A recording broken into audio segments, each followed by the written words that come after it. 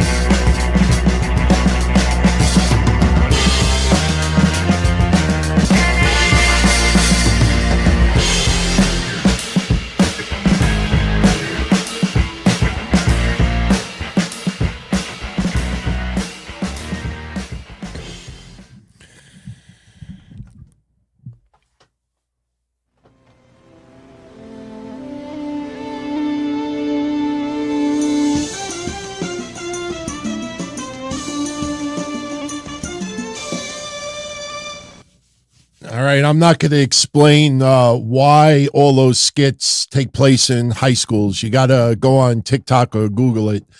This has been a running gag going back to Bloodline stuff. And I tell you, when you watch that back and you see the beginning with the science experiment that blows up in CODY's face, and that's why he has the green paint all over his face. Funny shit, man. Funny shit. Good evening, everybody. Welcome to your post-Raw show. It is November 20th, 2023. I am Don Tony, and the worst kept secret has become a reality tonight for WarGames. Now, the honest question is, and we always try to, have a little bit of a counterpoint, is that really the right person for WarGames? I'm not complaining. I mean, it wasn't more than a few months ago that people were saying that doctors said that Randy Orton can never return to the ring. You remember Cowboy Bob Orton doing that interview, and he was kind of like walking the fine line about it, and people thought the worst. And then we saw that little video of the Performance Center about maybe 3 weeks ago. Randy Orton, shh, don't tell anybody I'm here. We talked about Randy Orton ready to return, and that is awesome. Because there was a good point over the last 18 months that it was a true unknown if Randy was ever going to return to the ring.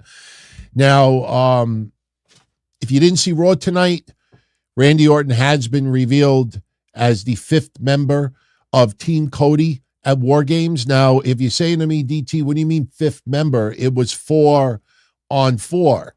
Well, earlier in the day, as we pretty much expected, Drew McIntyre was added to the team of the Judgment Day at WarGames. Now, we addressed this a week ago. We shouldn't have to bring it up again. But you saw all the clickbait last week that Drew McIntyre joined the Judgment Day. He was now a member of the Judgment Day. That was not true. It is the enemy of my enemy is my friend. And tonight, when he opened up Raw tonight, he put an exclamation point on that. I don't like any of you. He doesn't like anybody in Judgment Day. Rhea Ripley, maybe a little bit. But Drew McIntyre made it clear that he wants Jey Uso in a cage. And if you saw my preview for tonight's show early in the day, I had written Drew McIntyre proclaims Judgment Day on anybody who is an ally of Jey Uso. That's the storyline. Now, the crowd reaction tonight was spectacular because it was clear cut. They were not popping for Drew McIntyre, even though they did the 3-2-1 Claymore, which they shouldn't be doing because they shouldn't want Jey Uso to be eating one. They were booing the shit out of him tonight. A lot of "you suck" chants, and really, really good. Now, the question that some of you were asking during Raw tonight is, are they going to add a fifth woman to the women's team? And the answer is no. I mean, if you really look at it, they were having a difficult time trying to add, someone to Bianca's team. And if you tuned into Saturday's show, we talked about the creative side of things. Why would Nick Aldis be fine with a Raw wrestler beating up his SmackDown women? If you think about the storyline, Adam Pearce and Nick Aldis, when we saw them tonight that they had to have a talk, that should have been last week. And they could have simply done that since Becky Lynch is on Bianca's team, which is all SmackDown women, against Damage Control, which is all SmackDown women. Then Nick Aldis allows Adam Pearce that if Cody's team wants to choose someone from SmackDown, they can. And Cody could decline and go with Randy Orton anyway. So, let's be honest. I mean, I know a lot of people don't normally dig that deep into storylines, but me, I like the I's dotted and I like the T's crossed. And, to develop all this friction between Adam Pearce and Nick Aldis for the last 6 weeks, and then Becky Lynch just pops up like it's okay, there's a lot of holes in that. Now, the honest question is Randy Orton the right person to be in WarGames? Put aside the 18-month absence. Put aside that we are excited to see him return. I will tell you, I absolutely love the fact that he did not show up tonight, because it looked kind of goofy when we saw it on Friday that Becky Lynch just so happened to be not only so close to the building, but in a matter of a 15-minute time span, she showed up in the building, got dressed into her gear, and made a run-in into the ring. It's quite a lot to do in a matter of 15 minutes, because remember, Charlotte was trying to call her, and it was about 15, 20 minutes before. They should have done an earlier in the day thing, something like that. So the fact that Randy Orton was not there is the right way to go, obviously. In my honest opinion, as much as I want to see Randy Orton back, and I am happy that he is back, I kind of think that LA Knight should have gotten that spot, because LA Knight is the most over, on SmackDown, probably the most over babyface. You hear that crowd. I mean, look, we're not comparing them to Stone Cold levels or The Rock levels, even though they takes little bits and pieces of what they did in yesteryear. But this is a guy that is on a crazy fucking momentum right now. And to come this close to winning the WWE Championship, the undisputed WWE Universal Championship at Crown Jewel, and to go from that to nothing, I kind of have a problem with that. I mean, again, I am ecstatic that Randy Orton's back. Week after week, we've talked about it. I don't need to prove myself, but I personally think that LA Knight deserves that spot. What was the point of Cody Rhodes helping LA Knight make the save on Friday SmackDown? Why not return the favor? So I'm happy. I'm not complaining. But if you ask my honest opinion, I would have put LA Knight in that match. You could still have Randy Orton return. There's a lot of ways to do it, but they have decided to go this route. Now, let's see where it goes from here. LA Knight versus Solo Sikoa at Survivor Series is likely not going to happen, and I'll tell you why. Last year's Survivor Series had 5 matches. This year's Survivor Series has 5 matches. You know, yes, of course, they can absolutely add a 6th match. But when you look at even the timestamps from last year's Survivor Series, you had Team Bianca, and here's the quick results from last year's Survivor Series, just to give you an idea why we're not going to get that match. I'd be shocked to shit if that match is aired. Why would you add it the day before Survivor Series? You know, I don't think that would be a wise way to go. But last year, you had Bianca Belair, Alexa Bliss, Mia Yim, and Becky Lynch. 4 women. They're using the same template as last year. 4 women. They beat Nikki Cross, Rhea Ripley, Io Sky. Whoa. Bianca Belair, Alexa Bliss. Oh, they did do 5. Okay, because Becky Lynch was the surprise at the end. So they did have 5. Bianca, Becky, Alexa, Mia Yim, and Asuka. They defeated Io Sky, Nikki Cross, Rhea Ripley, Dakota Kai, and Bayley. So, wow. Yeah, almost the same. If you think about it, Bayley, Dakota Kai, Io Sky on that team. Sure, Rhea Ripley, much different scenario now. Last year, we had AJ Styles and the OC beat Finn Balor, Damian Priest, and Dominic Mysterio. That match went 19 minutes. I don't know how long Gunther versus The Miz is going to go. But if they go 13 minutes, I think that would be well more than enough. So Miz and Gunther going 20 minutes? I don't think so. Last year we had Ronda Rousey over Shayna Baszler. Ronda Rousey over Shotzi with Shayna Baszler in Ronda's corner. That match went 7 minutes. Little bit long, you would think, for a Ronda Rousey match. Austin Theory beat Seth Rollins in about 15 minutes. And Bobby Lashley in a 3-way. And then the men's War Games was the bloodline of Roman Reigns, Jey Uso, Jimmy Uso, Solo Sikoa, and Sami Zayn, defeating Sheamus, Ridge Holland, Butch, Drew McIntyre, and Kevin Owens.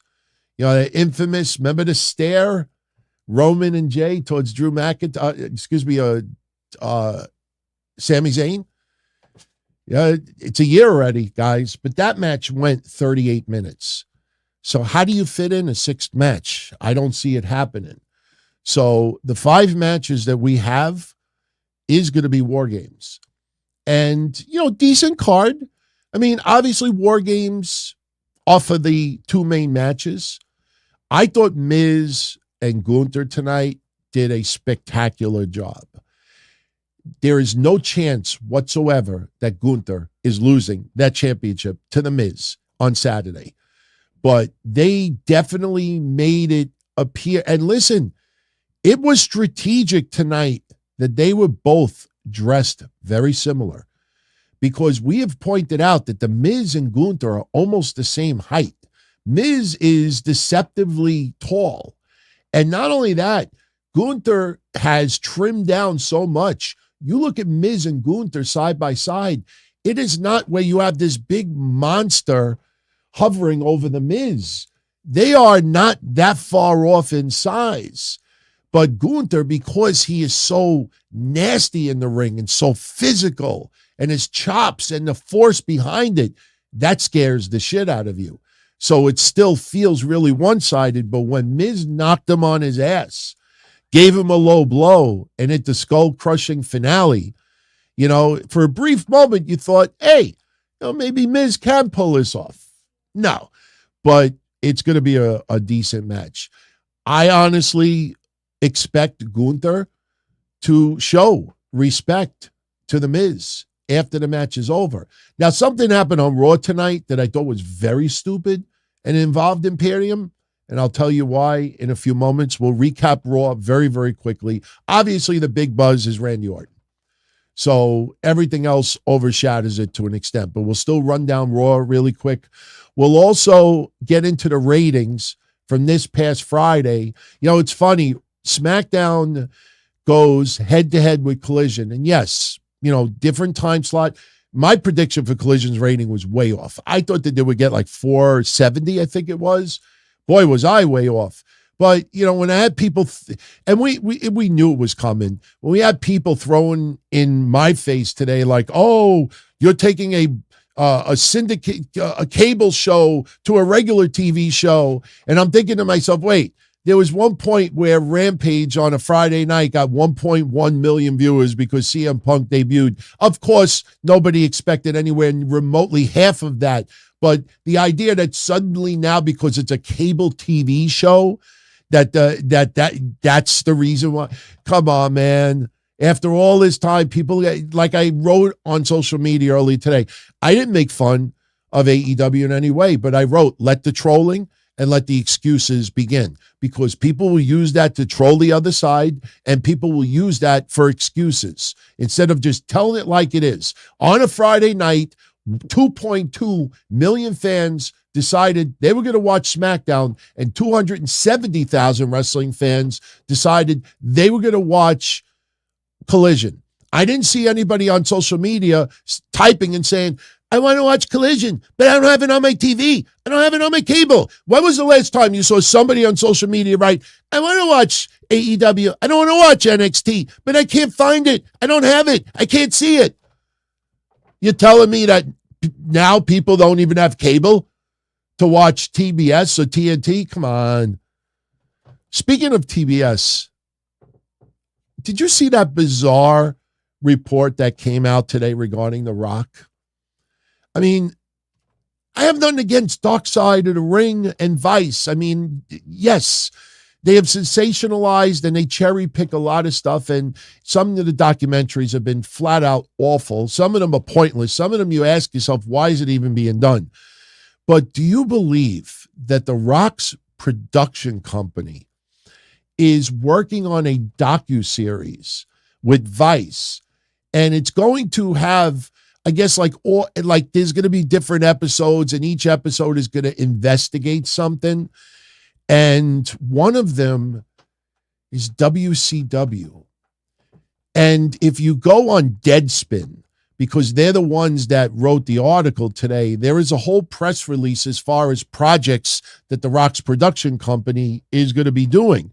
And during that article, at the very end, they write that they're going to investigate the mysterious demise of WCW. The mysterious demise. What the fuck are they talking about? We all know why WCW imploded. I mean, you watch the Monday Night War. The Rock, I mean, this is a case where they're running out of fucking ideas to make money. So they're actually going to, like, literally milk the others. The milk is dry, guys. WCW closed down 22 years ago. We all know. AOL Time Warner, on top of it, they were hemorrhaging money. And AOL Time Warner merged, and they were looking at the books, and they said, the fuck are we keeping this company for? We're losing all this crazy money. Get rid of it. We don't want wrestling. There's no mysterious. They actually used the word mysterious. I tell you, man, The Rock, he's a shyster. I mean, we all love The Rock. I mean, we obviously do. I have a lot of appreciation for The Rock. He's a shyster, man. I saw that today, and I was like, come on. Seriously, you're going to bring that shit back? And you know what's funny? People are bringing up Vince Russo. I guarantee you, when that documentary comes out, this much of it is about Vince Russo. Because when Vince Russo came aboard, and this is not defense on Vince Russo, when Vince Russo came aboard, they were already losing boatloads of money. There was something called the Attitude Era that was going on, that was taking over, you know, pro wrestling. I mean, what mystery. All right. Shout out to Mike from New York. Happy 22-month anniversary. We're going to talk about this asshole, this motherfucker, Nick Hogan, Nick BOLLEA. I don't want to say warmed up on him. I kind of let him alone over the years. I thought he learned his lesson. That when you get behind the wheel, you don't fuck around. You don't speed. You don't drink. You don't do drugs. You don't do stupid shit. This motherfucker got arrested over the weekend for DUI. Before I show you or tell you the details, because a lot of people have not told you actually what happened. When I tell you why he got arrested, you will say, what an idiot. What a moron. He didn't have to be arrested. And it's not even about refusing to take a sobriety test. Dope, idiot, moron. I'll tell you in a minute. I got some bad news, everybody. Good news and bad news. I had a very crazy night tonight. I am leaving New York Wednesday morning early. So it is a little bit chaos right now. And, tomorrow working in my office, I'm not going to be there Wednesday, Thursday, or Friday. So I got to get 3 days worth of work in one. And then tomorrow night, Kev Castle and I were supposed to do a preview and predictions for Survivor Series. Yes, complete with Randy Orton. I had it all updated, all ready to go, guys. I had one for LA Knight and one for Randy Orton because I figured it's going to be one or the other. But unfortunately, guys, Kev and I's show is going from preview and predictions to review and aftermath. And that is going to be next Tuesday, November 28th. Kev is sick with the flu. I talked to him earlier.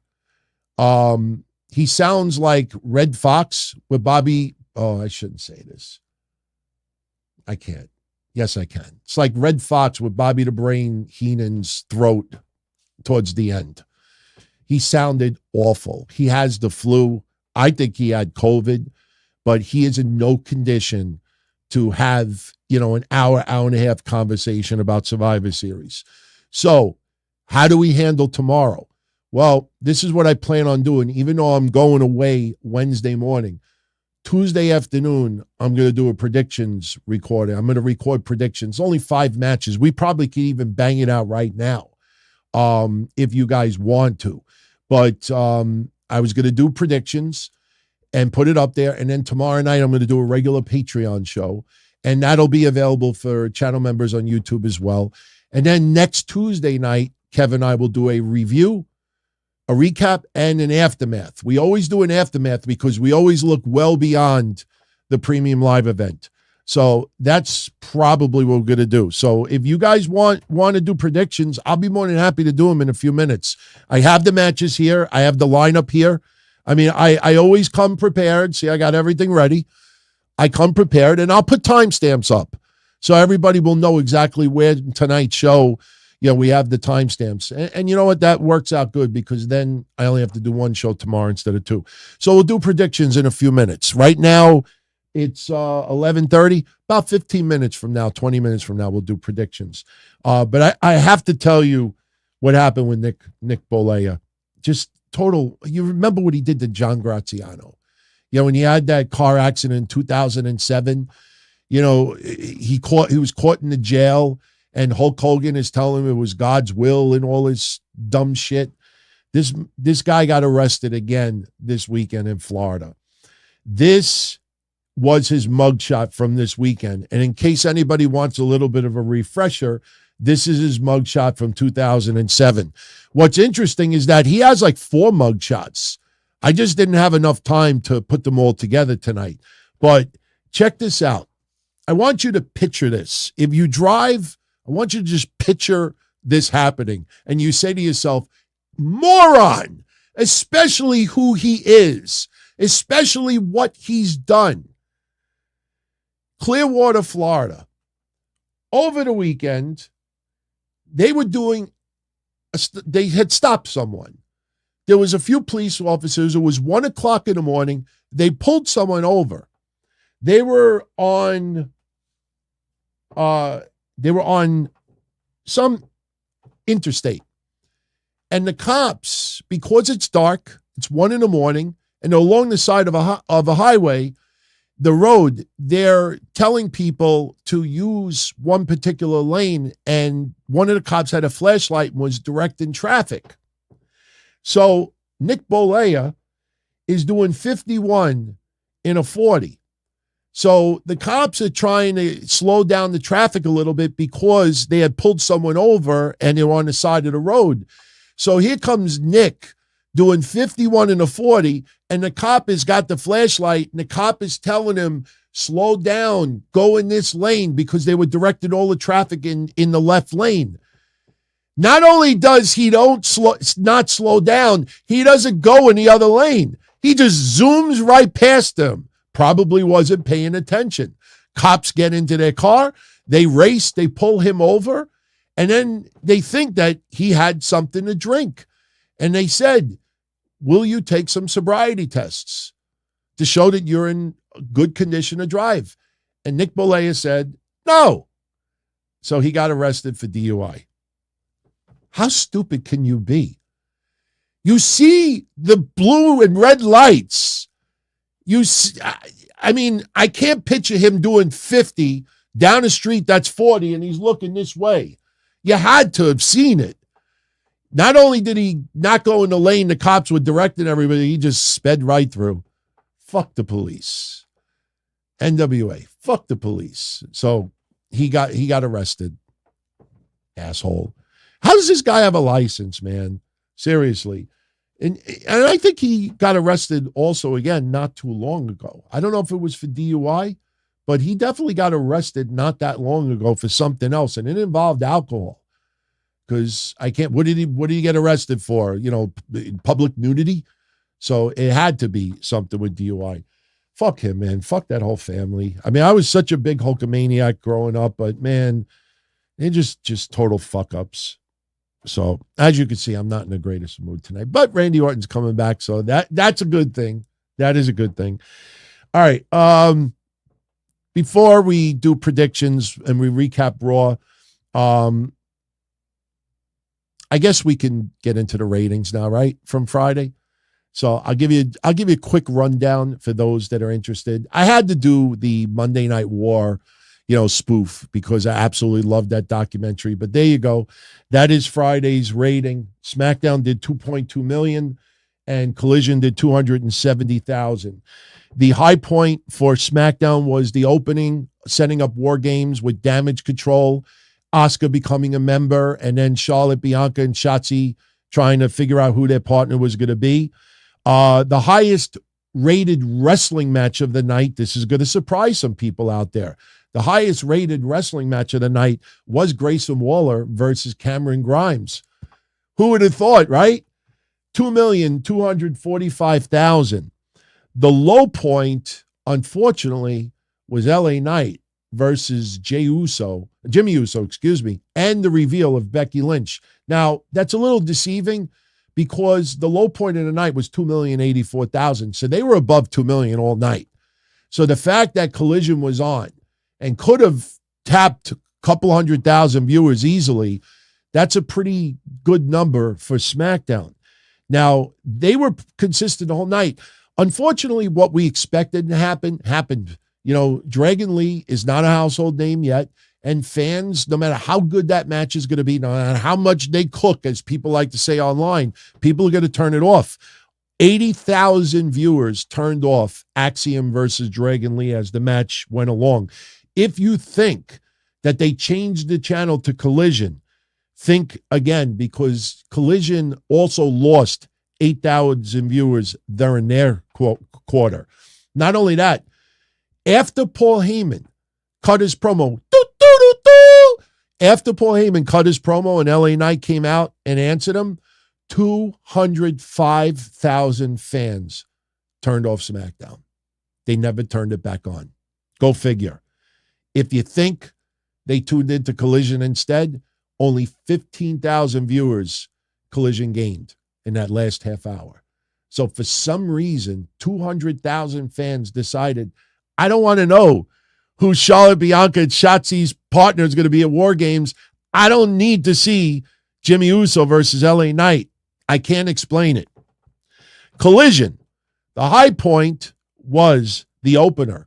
Christian Cage's promo and the first half of Miro versus Daniel Garcia. That did 387,000 viewers. Now you say to yourself, DT, wait a minute, 387, and yet the overall was only 270? What happened? The low point was the first half of Buddy Matthews versus the not-so-great Utah. That did 227,000. The Miro Daniel Garcia match lost 115,000 viewers as the match went on. But after that drop, they were extremely consistent the whole night. They started at 276. They ended at 235. You didn't have any big drops whatsoever. But Rampage scored higher than Collision. Rampage did 280,000. And the high point for Rampage was Christian Cage versus Trent Beretta, which did 288. And the low point was the finish of their match and Toni Storm versus Emi Sakura. Emi, no disrespect. She's like, how do I say this the right way? You know, she's just a ratings killer. Let's just keep it like that tonight. That did 266. But they were consistent the whole night. The other two quarters were 277, which was Roderick Strong versus Action Andretti. And the confrontation with MJF and Jay White was 288. So they started at outside of the Collision, they started at 288. They finished at 288. So not good numbers. But outside of that first quarter for Collision, the viewers that they had, they kept. Unfortunately, when SmackDown went off the air, nobody decided I want to watch Rampage. So, just overall, the opener of Friday Night Wrestling had 2,723,000 viewers between SmackDown and Collision combined. By the end of the night, wrestling fans, 2,321,000 of them were watching SmackDown and Collision combined. So, all right. Did you see this? Did you see this? I don't even want to play it. I can't play the audio because YouTube will have a field day, hit me with copyrights. But you know Nia Jax, she's infamous for doing these TikTok dances with a lot of, various women wrestlers on the roster. A lot of people want to see Cody Rhodes get his ass kicked simply for doing this. Simply for doing this. I mean, why does Cody... I can't say it, man. This is not 2006 anymore, Don Tony. Something tells me if there was a soul song playing, that Cody would be like having all the moves. He'd be getting down. But with Nia Jax, though, he's like Elaine Bennis. He's like Elaine Bennis, right? We like Cody. Listen, somebody pointed out today, it's kind of mind-boggling when you think back to Cody Rhodes for the first 2 years with AEW. Where was all that anger coming from? Was there that much frustration about how his stint ended with WWE? And it's not just throwing the sledgehammer to the Triple H throne for their first, for All In, but man, just the overall attitude. I'm kind of surprised, to see where it is now. And, the thing is that there's quite a few people out there that think that the Cody Rhodes that we see is somewhat disingenuous, but he understands where his bread is being buttered, and he understands that he is the number one guy in that company as far as public, affairs and everything. I think we are getting the legit Cody. I just think that there was a lot of animosity back then. I think there was just a shitload of animosity back then. Okay. Let's quickly run down Raw, and then we'll do predictions. We're at the 34-minute mark, so we should be able to get predictions done in a few minutes, and then we'll plug This Week in Wrestling History. We got some good shit this week. Really good shit. I get to revisit Mr. McMahon's Asserole. I get to revisit that. It's amazing how many people out there have no idea what this is that they're seeing on this screen right now. Yeah, you know what? Just for the fuck of it, it's only 40 seconds, but it'll put people in the mood. This happened this week in history. Just this one clip. We'll do the rest of them later. But who remembers this in 2006? They were all over YouTube. I have all the videos. For some reason, nobody has them, and they're considered lost footage. But WWE took it down because they were being sued by Adult Swim because they said this was a ripoff of one of their cartoons. I don't know the name of the cartoon, but who remembers this jingle? I used to have this in my ringtone. No joke. I legit had this ringtone in 2006. Mr. McMahon and his ass. It's a nice looking ass. Mr.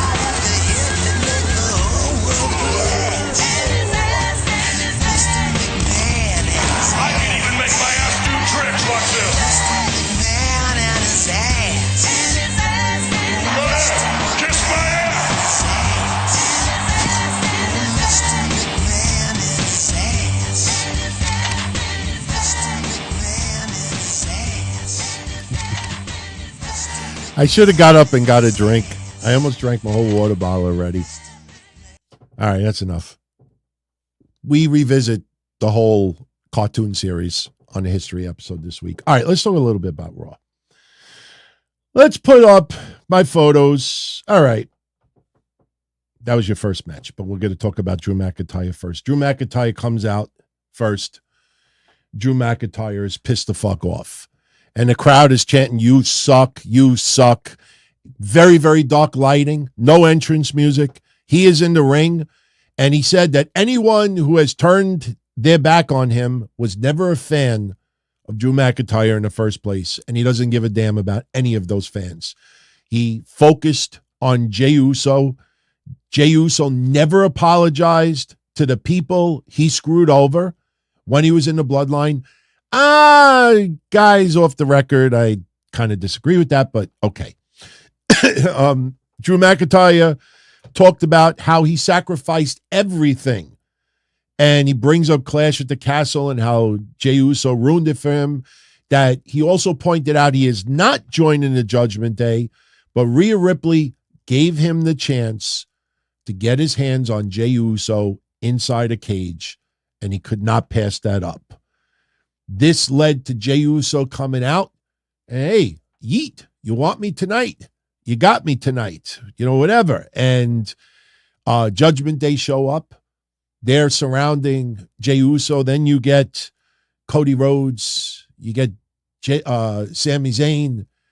And everybody surrounding the ring. And here comes Adam Pearce. Seth Rollins comes out. Adam Pearce, "We're not having that tonight." And that if anybody gets involved in the advantage match tonight, then the other team will get the advantage. I thought that was kind of weak. I expected him to say something like, if anybody gets involved, they'll be suspended. I think that would have been a little bit more forceful. Enough!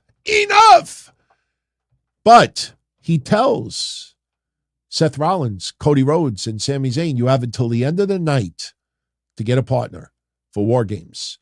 And SmackDown wrestlers are available. And right away, you're starting to think, oh, we're getting the Charlotte Flair. Didn't we say that on Saturday? That we hope we don't get the same thing on Raw where they make a phone call and, but they did do that today. But you know what? It worked. It worked with Randy Orton. Wouldn't it have been cool, though? I mean, in hindsight, wouldn't it have been cool if Cody Rhodes had the microphone and called Randy and put it on speed dial and just said something, just to hear, I mean, the Judgment Day acting brain dead at the end, like they have no idea who Cody is talking about. That was kind of goofy. I mean, the crowd was chanting Randy, even before there was even a teaser tonight that Randy was going to be out there. But so we get the advantage match later on. We don't know who is going to be facing who. So after all this goes down, we get a little backstage segment with Drew McIntyre, Damian Priest, Rhea Ripley. Now, Damian Priest wanted to be in this match tonight for the advantage. But Priest was a little annoyed that Rhea Ripley did not discuss with all the members of Judgment Day first that she was considering Drew McIntyre being at WarGames. So when Damian Priest offered to be in the advantage match tonight, Rhea Ripley says, well, no, we're all going to discuss this. So they're waiting for Drew McIntyre to show up. So Drew doesn't show up right away, but then he finally does. And Drew McIntyre wants to be in that advantage match tonight. So Damian Priest agrees, reluctantly agrees. And, Drew McIntyre a few times making a point that he doesn't like the members of Judgment Day. But again, the whole story is the enemy of my enemy is my friend.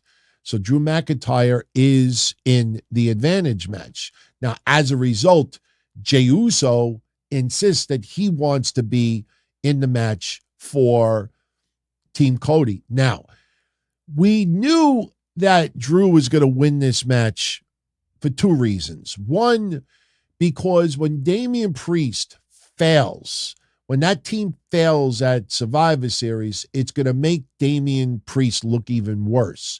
Because not only can Rhea Ripley or some of the members say, you were the leader, you proclaim yourself the leader, and look what happened.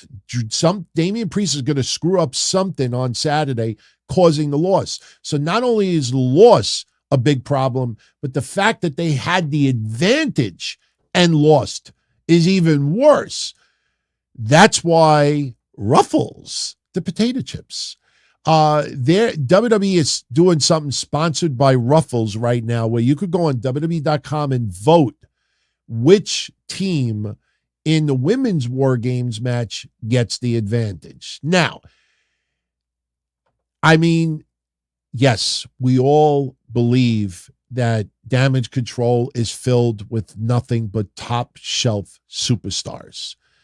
But in the world of pro wrestling, when you give fans the vote, you'll get a small group online that'll go against the grain and vote the opposite way.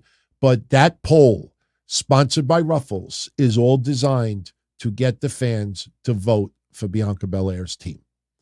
So once they announced that the women's advantage was going to be voted by the fans, how dumb and ridiculously bad would it look that the most over baby faces on the roster that are on Bianca's team and the fans vote for the bad girls?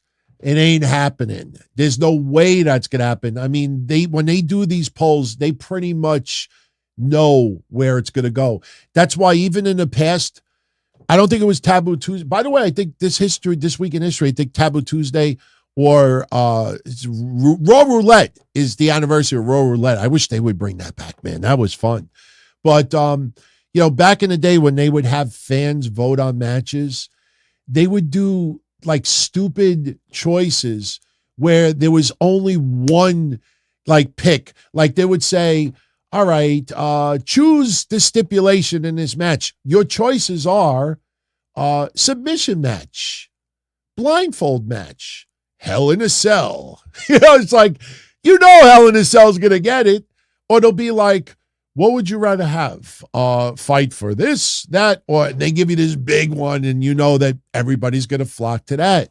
Very rare did you get an upset. And by the way, I think this week is the anniversary of the first ever women's cage match on Raw.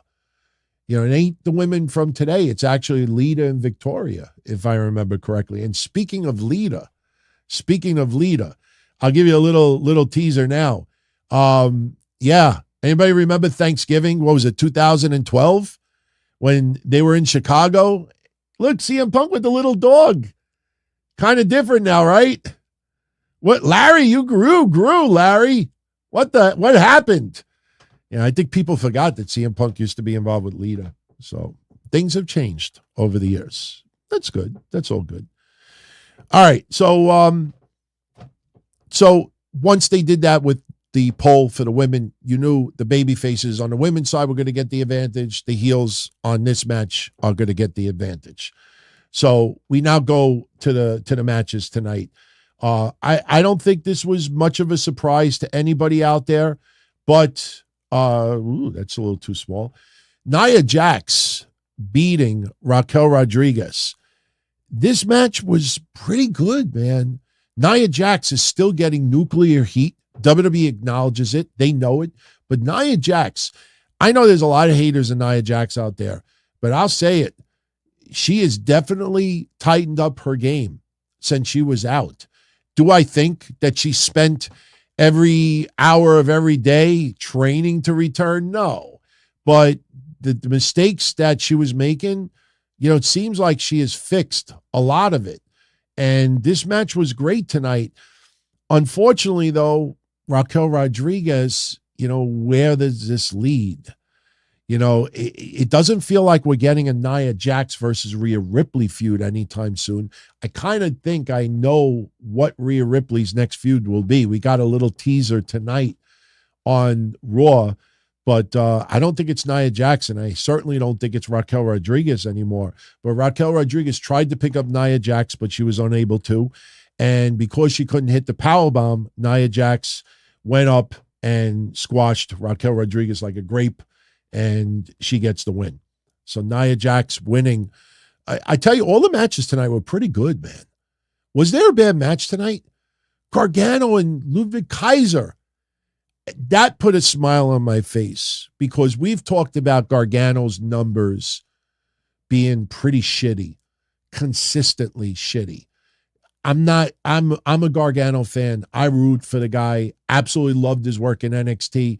I'm not one of these Gargano haters. I definitely think if used the right way, he would be one of the well-liked wrestlers. I would kind of put it in a Chad Gable territory, but if you examine closely for Chad Gable is on a massive losing streak.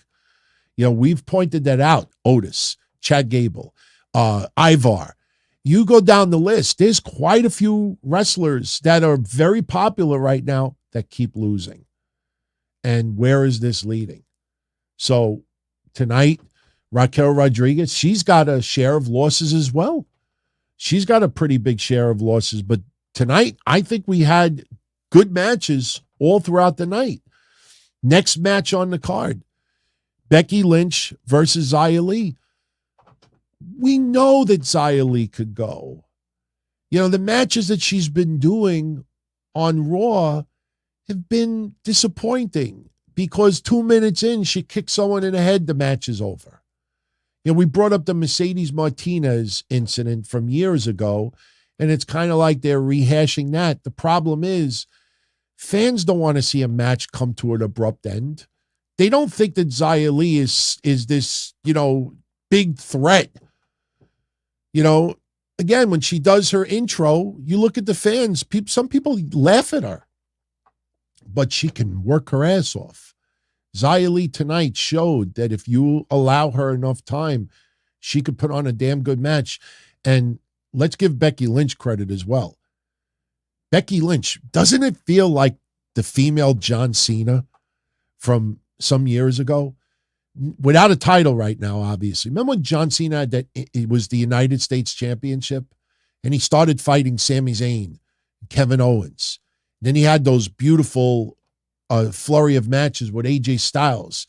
And he was working hard.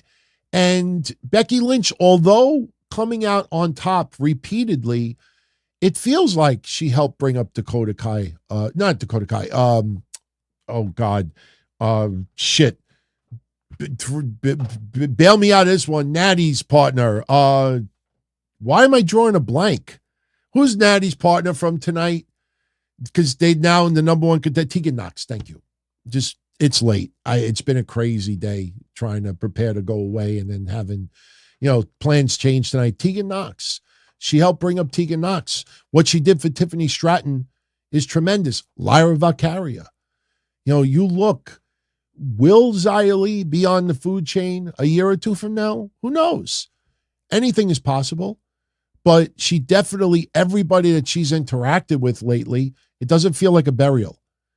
That's the thing that really, makes this well. Even though she comes out on top, all the matches she's having does not feel like a burial. Yes, she lost that one match to Lyra Valkyria, but everybody who she's interacted with the last 6 months, doesn't it feel like something changed? Like after WrestleMania, it's almost like there was some come to Jesus mode, like, who am I going to feud with? I'm on Raw. Like Rhea Ripley, they want to keep in a room by herself.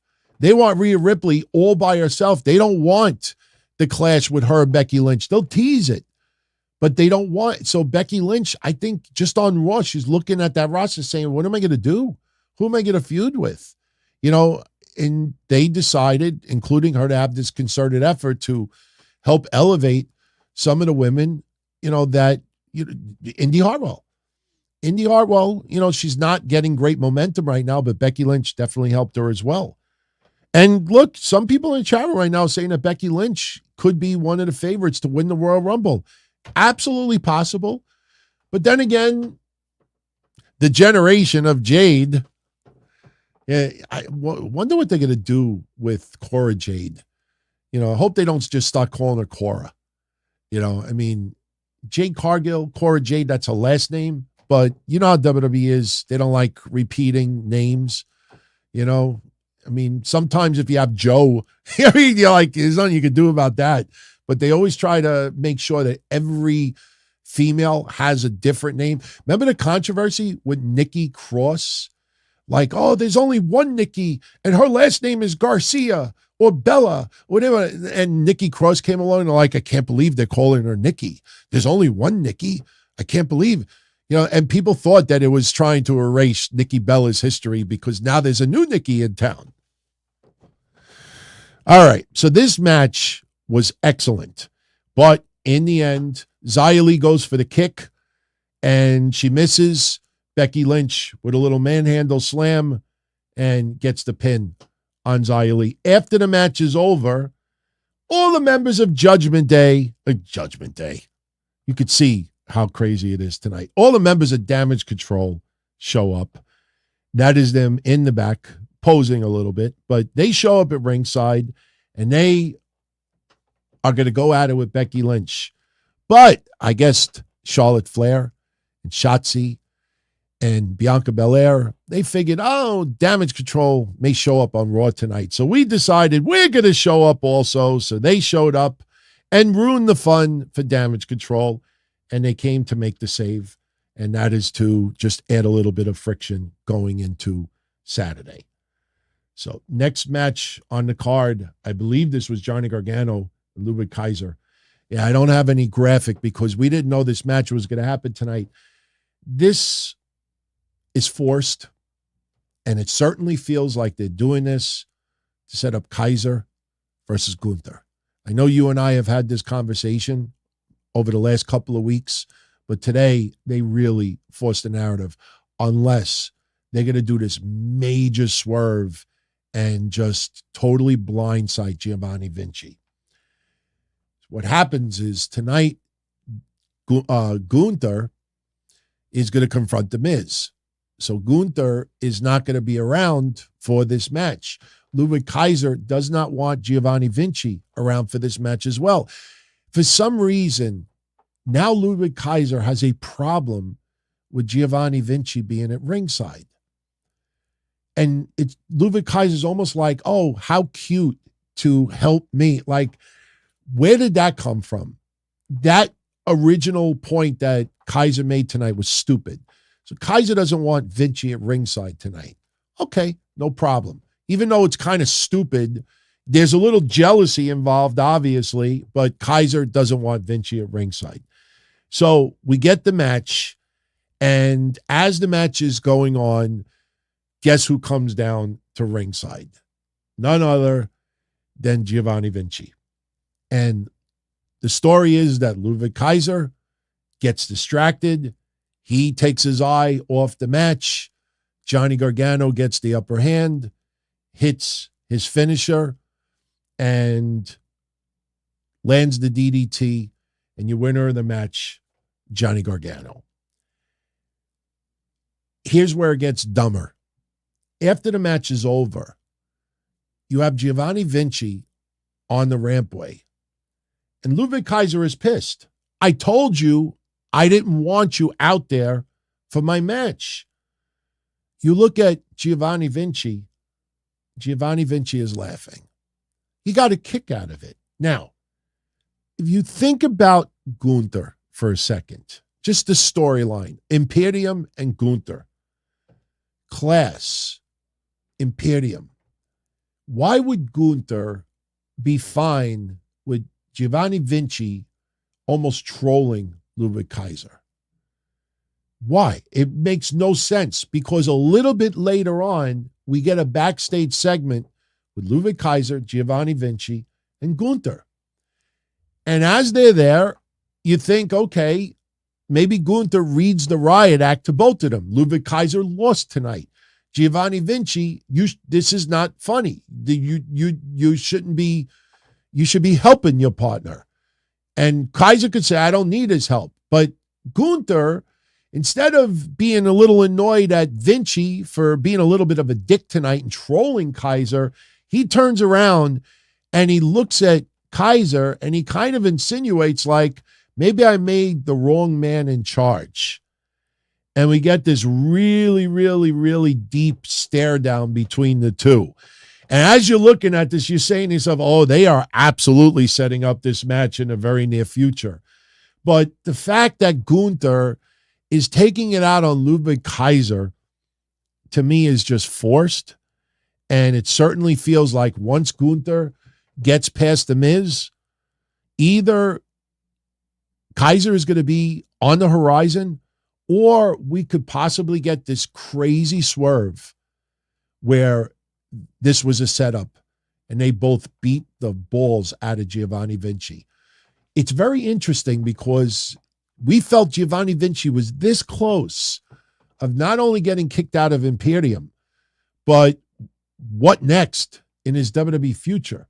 Like, Giovanni Vinci doesn't come off as this sympathetic babyface that the fans would suddenly get into if he gets kicked out of Imperium. He might be one of those that's stuck in creative purgatory. And as much as Vinci is talented, I don't see a bright future outside of Imperium. Now, Vinci is getting all this positive view, as far as, TV and the way he's being perceived. And I'm kind of confused by it. So it's going to go one way or the other. I just don't know if I want to see Imperium break up. I mean, they're so good together. And Vinci and Kaiser are a great tag team. Do I want to see them split? No. I mean, unless down the line you bring Ilya Dragunov to the main roster. One of my fantasy tag teams is Ilya Dragunov and Ludwig Kaiser. I think those two would fucking kill it. But I got to see Ilya Dragunov versus Gunther one time on the main roster. Give us that NXT. Give us 3/4 of that NXT match on the main roster, because there are tons of people that still have never seen that match, and that match was insane. Shit was crazy at the time. All right, so we got more antics. All the women are in the back, and this was kind of interesting online, and I'll show you why. In the back, we have Indy Hartwell and Candice LeRae. We have the woman, I couldn't remember her name before, Tegan Knox and Natalya. We got Maxine Dupree and Ivy Nile. We have Chelsea Green and Piper Niven. And basically, they're all arguing because they all want a tag team title shot. So Adam Pearce is trying to calm things down, and Adam Pearce gives in. He's like, you know what? You'll get a chance for a title shot. We're going to put you in a fatal 4-way tonight, and the winner of that match will become the number 1 contender for Chelsea Green and Ivy and Piper Niven's championship. And they're all content by it. Adam Pearce is stressed the fuck out, and we get that match. And it's a fatal 4-way, Tegan Knox and Natalya versus Kayden Carter and Katana Chance versus Indy Hartwell and Candice LeRae versus Maxine Dupree and Ivy Nile. Now, why this was a little strange is I invite you all right now or after the show, you got to go on WWE's Twitter. Go to WWE's Twitter. They posted a video this afternoon. There's nothing wrong with the video, but I thought it was stupid and ridiculous, and I'll tell you why. It's of Kayden Carter and Katana Chance. They are uber talented. WWE has killed a lot of their momentum. I am a fan of both of them, especially Katana Chance, how 2 years ago, it felt like she was just doing stunts out there. It felt like, it just, things did not gel and they put it together. They are excellent. But if you go on WWE's Twitter and watch the video says that Kaden Carter and Katana Chance are gunning for the WWE Women's Tag Team Championships. You watch this video. The video is about 3 minutes long. There is no wrestling in the video. It's them at the theme park. It's them dancing. We see a DJ mixing a record. We see like them partying. We see all, and I'm like, show that they can fucking work. Show people that they could fucking actually go. You watch the video for 3 minutes. Honestly, it looked like they were at some type of like a parade. I'll say it like that. Like, I'm watching this and I'm like, what does this have to do with the tag team championships? Go on Twitter and watch it. I watch it. It's a bizarre video because they're talking about how they're gunning for the women's tag team. You would accept, like Ivy Nile. When Ivy Nile is talking about wanting to, go for championships, stuff like that, they show a video of her doing pull-ups. And they're showing, how strong she is. And she's doing all these workouts. And she's training and jumping. And Katana Chance and Kaden Carter, they're in a club, partying. Somebody mixing a record. And this is 3 minutes of this. And I'm like, oh, I'm sold. Oh, yeah, they did serve the number one tag. Why? Because they get along and they party and everybody loves each other. It has nothing to do with their wrestling ability. I wish I could play it here, but I'll get hit with copyright. Just go on WWE's Twitter and watch it. And you see it. It's a bizarre video because none of it has anything to do with the tag team championships. It's really, and it kind of takes away from them also, because it's almost like, what you could compare it to? Remember Rocky 3 with Mr. T? You remember when Rocky was in that gym and they were playing the music and partying and he's on the exercise bike and the girl gives him a kiss on the cheek and you see all that and you see the piano playing by itself and you look at Mr. T, and like Mr. T's just in a dark basement working his ass out. Like that's the motherfucker that's going to get the title shot and become champion. And they're literally doing the Rocky 3. They're all in an amusement park. Yeah, we go for the tag team championships. We got to have cotton candy first. So we got to go party and drink. And, that's something you would see like in NXT, like in the early stages of somebody being pushed in NXT, like somebody you don't know anything about. Watch the video. I'm not exaggerating. I wouldn't have said it this long if I did. So based on recent history, you should have figured out who was going to get the title shot tonight. Because that match was supposed to go down in NXT, but unfortunately, Tegan Nox got injured. So tonight, despite the other tag teams, we had Tegan Nox and Natalya get the win in the Fatal 4-Way. So Natalya and Tegan Nox will be challenging Piper Niven and Chelsea Green for the tag team championships in the very near future. I tell you, man, so I know some of Natalya's social media posts about, I don't know if I can still do it anymore. Some of that is storyline. Of course, she knows she can still do it. But sometimes I wonder if she keeps getting like opportunity after opportunity after opportunity after opportunity. And yet like 15 years will go by and she has the world record of the number of matches. She's probably going to break the record of the number of wins as far as a women's wrestler in WWE. But yet, I'm underutilized. I'm not pushed. I kind of feel like I'm being wasted. Are you kidding me? Like, after all this time? They ain't going to win those tag titles. But this was the match that they wanted to do in NXT and were unable to do it. We saw a funny segment where Dominic Mysterio and Rhea Ripley are going into their locker room, the Judgment Day's locker room. And for some reason, Dominic Mysterio getting caught doing a blowjob symbol. And, then again, if you see anyway. Zoe Stark has a little thing in her hand that says, "I'm a deadbeat dad."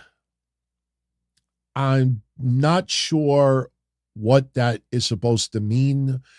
Isn't that a shot on Rey Mysterio? Unless maybe that was Dominic's card and she stole it. But they're in the Judgment Day locker room, Zoe Stark and Shayna Baszler. And we get the obvious little confrontation with Zoe Stark and Rhea Ripley to try to add a little bit of drama to the match on Saturday. But what I focused on is this. This is the match I want to see happen in the near future. It should have happened already. And I would definitely be fine with Shayna Baszler taking that championship off of Rhea Ripley. I know that is not popular amongst a lot of people out there, but I want to see Shayna Baszler and Rhea Ripley go at it. And who knows? Who knows? But, Saturday, it's all about Zoe Stark and Rhea Ripley. And when we get into predictions in a little bit, I think we all know what the outcome is going to be in that match. But again, I'm very, very concerned for Zoe Stark because it's happening in Chicago. And we know kind of what that means. We had another goofy segment with all the tag teams in the back, and they're all wanting a title shot. The women got a match. What about us? We want one too. Adam Pearce like, there's no way you can have it tonight, but next week we'll have a tag team turmoil match.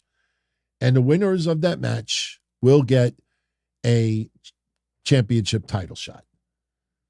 So, of course, after all of that, you get your typical Akira Tozawa holding the state's, NFL championship belt, because that's what they do every week now to push those NFL titles.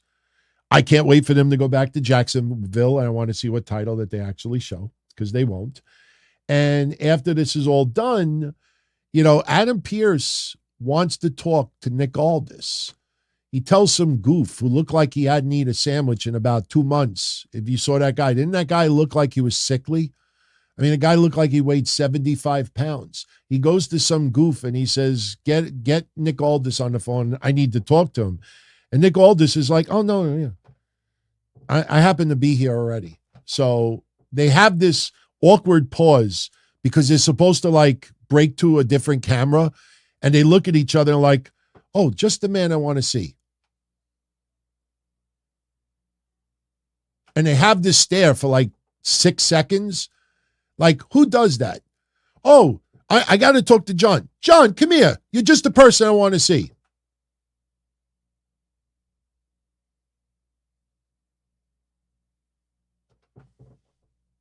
I hate those segments. So, next, one of my favorite segments of tonight, The Miz and Gunther. Now, again, we already know what's going to happen in this match. I mean, it would be one of the biggest. See, I feel kind of bad saying it'd be one of the biggest upsets in history or recent history. But Gunther is so, on point and is so zoned in. Nobody feels like a threat to his championship right now. But The Miz comes out there, and The Miz is talking about respect, how much he loves pro wrestling, that he is very proud to be a sports entertainer. He is proud to follow the footsteps.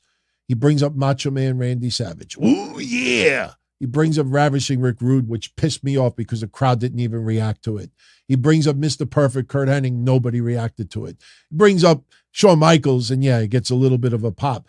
But, he respects pro wrestling, and he is proud to be a sports entertainer. So, as he's talking, Gunther comes out. And Gunther, he's not impressed with The Miz. So The Miz starts trash-talking Gunther a little bit, and he calls Gunther a one-note robot. And he says that when Gunther hits rock bottom, when he hits the bottom of the mountain, will he earn The Miz's respect and everybody else's respect? And at Survivor Series, if Gunther does not respect The Miz is going to beat the respect out of Gunther. And Gunther, Gunther is great on the mic, but if we're all honest for a minute, sometimes Gunther gets kind of, I don't want to say rattled, but I think the words don't come to mind because he'll repeat the same words over and over again. Cute, cute, cute, cute, cute. I just want to say one thing. I just want to say one thing. Cute. I just want to say one thing. Like he will, if you go back and you watch it, he says something 3-4 times during his promo. It's almost like he's trying to catch the cadence of it. But Gunther, would definitely get the momentum back. And Gunther got a little vicious on The Miz. And he says that, little Mike Mizanin, a weirdo who was bullied in high school because of the heroes that he followed. And after he graduated high school, little Mike Mizanin, the weirdo, became a WWE superstar and met the heroes that don't believe in him. And you do not belong in this sport. They didn't believe you belong in this sport. 20 years later, you still do not belong in this sport, not in this ring. You should be in the crowd with all the other weirdos just like you. And tonight, Gunther gets hit with a USA. So Gunther calls out the fans, and he calls them out for self-identification. Like you have to use 3 random letters to to reassure yourselves.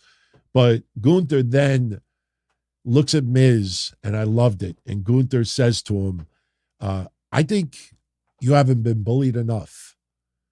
And he starts provoking Miz. Come on, Miz, do something. And he's pie-facing Miz, and Miz is just holding back.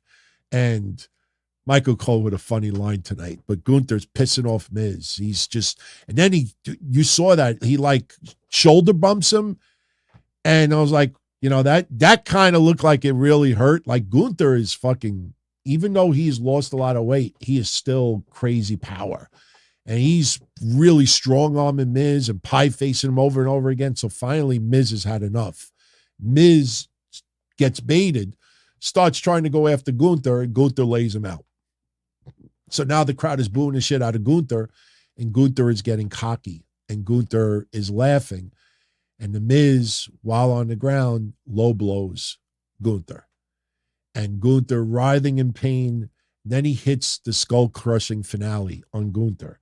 And a visual you probably never thought you would see. Miz lays out Gunther, and Michael Cole yells out, "Do it for all of us weirdos, Miz. Do it for all the weirdos like us, Miz." So Michael Cole's been doing that a lot lately. I mean, Michael Cole is, I've been on the Cole train for many years. A lot of people know that. And he's arguably the top play-by-play guy in the business today. It makes me smile that so many people have warmed up on Michael Cole.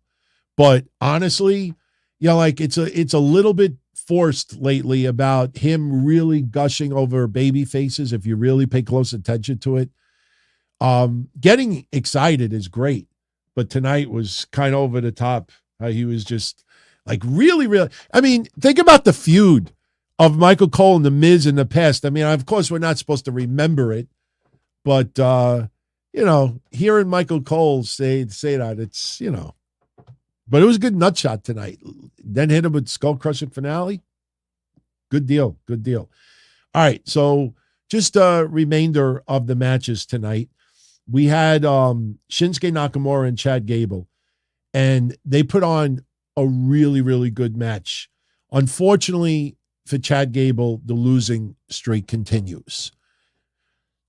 Towards the end of the match, Chad Gable is trying to hit his chaos theories, his German suplexes. And, he can't hit him. Shinsuke Nakamura is trying to hit the Kinshasa. He can't hit it either. So towards the end of the match, Chad Gable misses the chaos theory. Shinsuke goes for the Kinshasa, but Chad Gable finally hits a chaos theory, and it was weak. I mean, if you saw it, he lifted up Nakamura and it looked like it was in slow motion. He lifted Nakamura like he was Paul White, like he was 500 pounds. Like he lifted him up in literally slow motion, like put him back. And I even think Michael Cole said he didn't get enough of that one. I don't think he could have hurt, a 90-year-old woman doing that. But he attempts the moonsault, but Shinsuke Nakamura gets the feet up. So Chad Gable eats a lot of leather. So Shinsuke sets up for another Kinshasa, but Chad Gable locks on the ankle lock, and this really disappointed me. Because if you go back and you watch that moment when he put the ankle lock on, crowd didn't pop. Crowd didn't react. Remember when you lock the ankle lock on and the person's writhing in pain and the crowd just starts? I mean, it wasn't that long ago. I mean, even with Ronda Rousey, the fans would do that. Chad Gable locked the ankle, unless the fans were just like, Chad, we know you aren't winning this. You could lock on anything you want. We're not buying it. That's kind of felt. Go back and watch that. He locked the ankle lock and the crowd did not react at all. But what ends up happening is Nakamura gets out of it. There's an exposed turnbuckle from earlier in the match. Nakamura goes to throw Chad Gable into the corner, into the turnbuckle, and Chad Gable stops. He freezes because he sees the exposed turnbuckle. And because he froze, what does Shinsuke do? Shinsuke just rolls him up and gets the win. No Kinshasa, but he rolls him up, gets the win, and Shinsuke Nakamura defeats Chad Gable. So, towards the end of the night tonight, Drew McIntyre is coming out for his main event, and he sees Damian Priest. He says to Damian Priest, I don't need you out there. I don't want the Judgment Day out there. Damian Priest is like, good. We weren't offering anyway. And Rhea Ripley, she is giving a little bit of support for Drew McIntyre. Good luck in your match tonight. Bring it home. Give us the advantage. So Drew McIntyre storms off. And then we see Seth Rollins with Cody Rhodes and Sami Zayn. And apparently Seth was the one on the phone. And they're concerned. Whoever they were talking to be in the match, is he in? And after a brief pause, Seth reveals that he's in, and everybody's excited. And now we're wondering, who's it going to be? Is it going to be Randy Orton? Is it going to be LA Knight? There was some people out there that thought it would be Kevin Owens, which is not a bad choice either. When you look at the current roster and the current storylines, none of those choices would have been bad. I think Randy Orton, obviously, because we miss him and he hasn't been around. But if you look at the current feuds, the other two would have been a very reasonable choice. Might have been disappointed for some people out there. What I loved about tonight, though, even though Randy Orton was very predictable, but what I loved tonight was I didn't see anybody mention CM Punk. I think people realized that if CM Punk is returning, it's going to be for WrestleMania. It's not going to be for Survivor. They sure teased it earlier when Cody said, I have an old friend that I could contact. Some people, tried to tease CM Punk also, just to troll. But for the most part, the minute he said that, people thought Randy Orton, obviously. So we finally get the advantage match. And it's Drew McIntyre versus Jey Uso. Now, I'll be honest with you. I really thought that Drew McIntyre, because of his hatred for Jey Uso, especially after what he said earlier in the night, you would have thought that Drew McIntyre was just going to beat the living shit out of Jey Uso. And yes, there was some spots where he got thrown on the table, maybe if you want to, split hairs here, maybe, you don't want to cause a DQ. But this match, maybe a little bit tamer than you thought it would be, but crowd clearly behind Jey Uso. Clearly behind Jey Uso. Drew McIntyre cemented himself as a heel, and they're having, a match that you would typically see on Raw. We've seen these two guys fight before, and this match didn't feel much different. It didn't feel like the advantage was on the line. It just felt like a typical Raw main event. But towards the end of the match, out of nowhere, Drew McIntyre hits the Future Shock DDT and gets the pin on Jey Uso. So now the Judgment Day have the advantage. The Judgment Day come out there. And now, because the match is over, now they can do whatever they want. Adam Pearce can't say a damn thing about it. So they come out there and they're trying to get into it with Jey Uso. And here comes Seth Rollins. Here comes Sami Zayn. And here comes Cody Rhodes. And ultimately, they chase the Judgment Day back. And they're on the rampway. And Cody Rhodes gets on the mic. And I don't know if any of you saw this. When Cody Rhodes started doing the teases for Randy Orton, that, you know, talking about voices in your head and talking about, I know someone who has a legacy, and throwing all the apex predator. And the crowd is losing it because the crowd knows the last person that is going to troll or lie is Cody Rhodes. The minute Cody brought up the first Randy Orton reference, that's it. You knew it was Randy Orton. Because even if it would have been LA Knight, Cody is not going to use, this is not like Hulk Hogan in WCW that I got an ultimate surprise, brother. And the Renegade comes out. Cody Rhodes, the minute he mentioned a Randy Orton term, there ain't no way you're going to hear LA Knight. So the Judgment Day, early on, they're looking at him like they can't figure out, who's he talking about? Who's he talking about? I don't know. But finally, he doesn't say Randy Orton's name, but the crowd is chanting Randy. And Cody says, oh, I think, you guys, I think you know who it is. And it's obviously Randy Orton. He didn't mention his name, but they went off the air and we knew it was Randy Orton. Now, the one thing that it's probably nothing, but enough people out there started talking about it immediately, was as Cody Rhodes was using all these Randy Orton references, Jey Uso didn't seem very excited about it. If you see, Jey Uso just took a beating, obviously, but Jey Uso a few moments earlier was excited. Yeet. He was running around, yeet. But all the references of Randy Orton, like Sami Zayn looked like a pig in shit. Seth Rollins was ecstatic. Jey Uso didn't look extremely excited about it. Probably reading a little bit into it too much, and that's how we went off the air. Thought it was a good Raw. Definitely a good Raw. I'm not going to complain about the Randy Orton decision. This is about a feel-good moment. Welcome back, Randy. Now, this is why we want to, Kev and I, when we do recaps, we know not only recap and review, we do aftermaths as well. Down the line, does Randy Orton turn on Cody Rhodes? A lot of people think that before we get to the Royal Rumble, Randy Orton versus Cody Rhodes could very well be a feud. Now, I still believe that Shinsuke Nakamura may be teasing a feud with Cody Rhodes. And I think that is still very, very possible.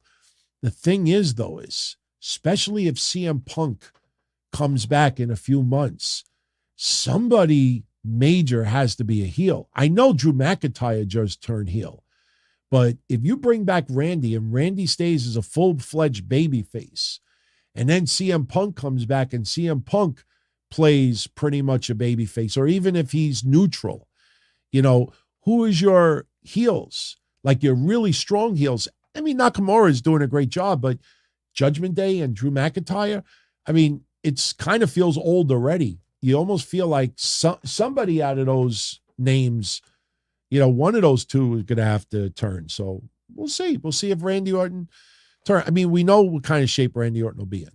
It's not going to look any different. Guy is going to look like he hasn't aged in 10 years. All I know is that regardless if LA Knight should have gotten that spot or anybody else, the fact that Randy Orton can return to the ring is tremendous.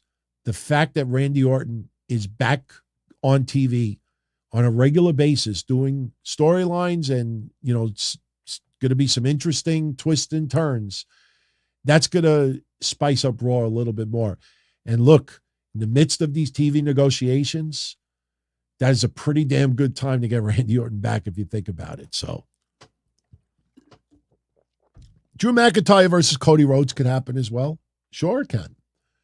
I personally think they may go with Drew and Jey Uso for an extended period of time. I mean, yeah, we had a Raw match tonight. We had a Raw match a couple of weeks ago. And they're going to be locked inside Hell in a Cell. But Judgment Day are not going to prevail on Saturday. So Drew McIntyre is going to be on a losing team. You know, so you don't want Drew to get pissed off at the Judgment Day and then Drew starts fighting with those people again. That's going to suck. So, all right. Before we do this week in wrestling history, let's do predictions. 5 matches, and honestly, they are pretty easy to predict. Let's be honest. Let's talk first about Gunther versus The Miz. Gunther, 535 days, I believe, as your Intercontinental Champion. A lot of people think that he could keep that championship up to WrestleMania. It might be a little bit too predictable to have him drop the title at WrestleMania, but Gunther is on some great momentum right now. I mean, when was the last time Gunther had a bad match? I mean, it takes 2 to tango, but everybody that he has a match with, they tear it up.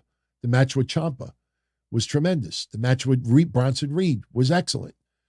You know, the match with Chad Gable, you know, and it goes on and on and on. So The Miz, I tell you, as ridiculous as this may sound after a 20-year career, this is probably going to be one of Miz's most difficult challenges he's ever had. I mean, you could picture Miz's excruciating pain face when Gunther chops the fuck out of him. You know, we know what we're going to get. Miz is going to have to go dirty. You're going to definitely see more low blows. You're going to see Miz cheating a little bit. Absolutely. Miz is going to be Miz. But I truthfully believe this is one of the most difficult matches that The Miz has had in his career, because the style, it's not just that it's different, but everything about Gunther's offense is he doesn't pull back for somebody else. The other person is forced to step up.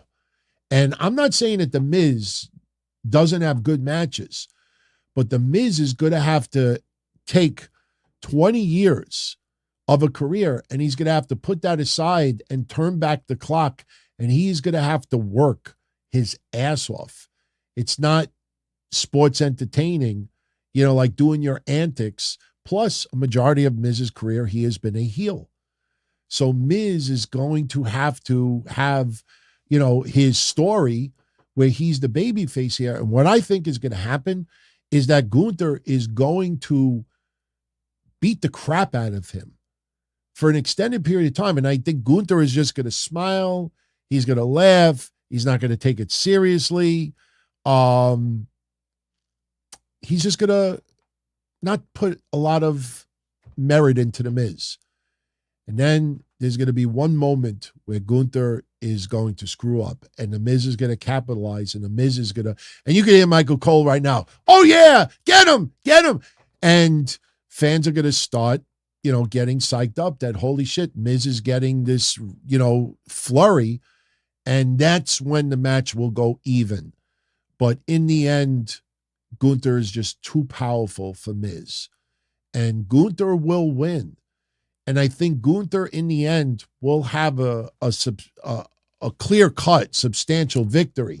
It's not going to be that Gunther just eked it out by the skin of his teeth. But I also believe that after the match is over, Gunther will have some respect for Miz. Because Miz will turn it up so much that Gunther will be unprepared. That'll be the story. Gunther will not take Miz seriously. The commentators will sell that, and then Miz will come out of nowhere and really give Gunther a run for his money. In the end, Gunther prevails, but Miz will have earned Gunther's respect. I think that's what we're going to do. And I tell you, it's going to be really interesting to see Miz pull out things that we haven't seen in a long time. You're going to see at least a few moves that we have not seen in ages with The Miz, because he's got to bring it up to Gunther. Gunther has set the bar so high that anybody that goes, it's just not like he doesn't have jobber matches. You know what I mean? Like WWE does not put Gunther up against jobbers. Like we don't see Gunther taking on Joe Schmuck from Kansas because they happen to be in Kansas. So anybody that faces Gunther has to really bring their A game. And it's going to be really interesting to see how Miz handles this. It's going to be a fun match, but obviously Gunther is going to prevail. So we go to the next match. Rhea Ripley defending the WWE Women's World Championship against Zoe Stark. Look, the last 2 weeks, you know my thoughts on this. Just to summarize it, Zoe Stark, towards the end of her NXT run, I said repeatedly, she is on the fast track to go to the main roster. She is that good. The problem is, once she came to the main roster, I don't think WWE Creative had done a very good job with her. And the stuff with Trish Stratus never clicked. Trish Stratus, nothing against her, but a lot of her run this year was pretty underwhelming until the very end. Her last match just basically took everything, rolled it up in a ball, and that last match made people quickly forgive all of the below average feelings, the vibes that we got all throughout. And Zoe Stark didn't help. It didn't work. It didn't have any success. And most fans, when she dropped Trish, a lot of people wanted Trish to be the babyface and Zoe Stark to be the heel. And fans didn't know how to react. And then they started bringing her out. And the thing with Shayna Baszler also is, remember, Shayna Baszler, remember when she was feuding with Ronda Rousey, and there was a couple of times that we were like, is Shayna a babyface right now? Or is, like, what are they doing? Because at one point when Shayna cut that promo on Ronda Rousey, she was clearly cheered. And we were like, okay, Shayna, still build on this. She's a babyface, but it didn't feel that way. Then she's coming out with Zoe Stark. And it's like, are we supposed to cheer them or what? And Zoe Stark, and she never clicked with the fans, in my opinion. She can work. But honestly, out of all the women that were at Crown Jewel, Zoe Stark by far was the one that everybody expected to be pinned. And that's not because she sucks, but because you get this vibe where someone has no chance whatsoever of getting a victory. And Zoe Stark is not one person that just because they win a battle royal, just because they win a number one contenders match, just because you decide, you know what, we're going to give her a title shot, doesn't mean that suddenly everybody is over, and into her, and that Rhea could be the biggest fucking heel. Rhea could have sex with Dominic Mysterio in the middle of the ring, and the fans will still cheer Rhea Ripley over Zoe Stark. Rhea Ripley is a different animal, and Zoe Stark never clicked with the fans.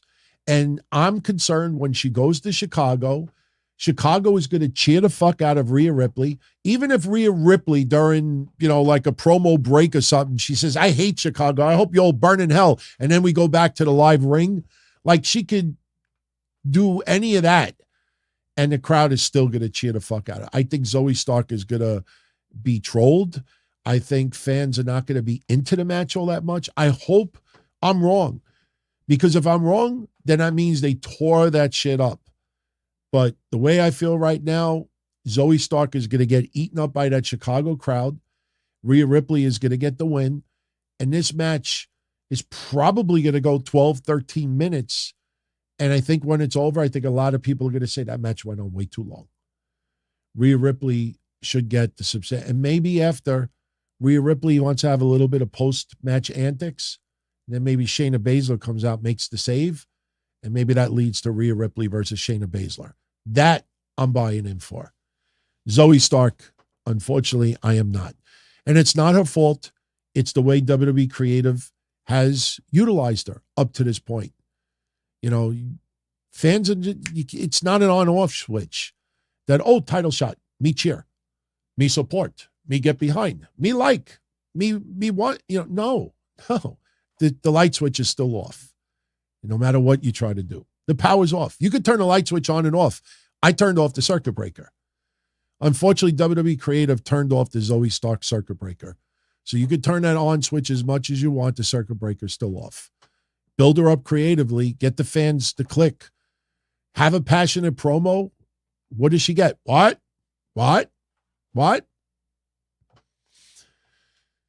If Santos Escobar loses this match, everything from Friday is for naught. Carlito taking on Santos Escobar. I love the fact that Santos is coming out to his original NXT music, one of my favorite themes in recent memory.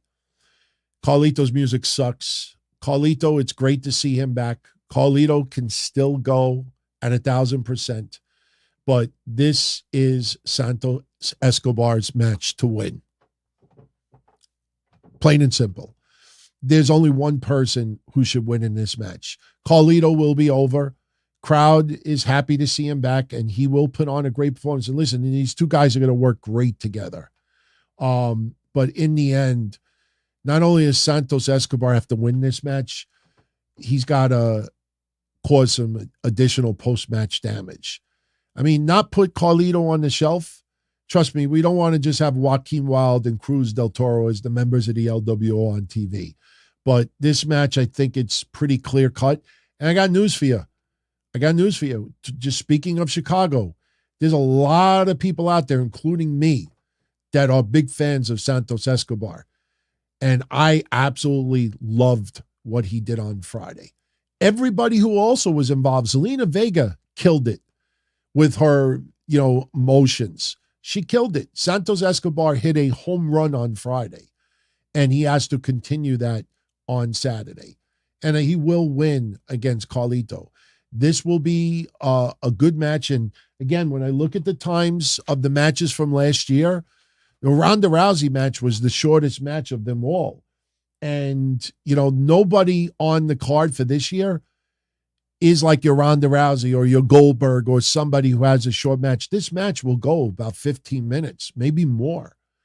And they will tear it up because their styles are similar. I mean, Carlito obviously has got more bulk on him, so he's more, and as he gets older, it's more of a ground game.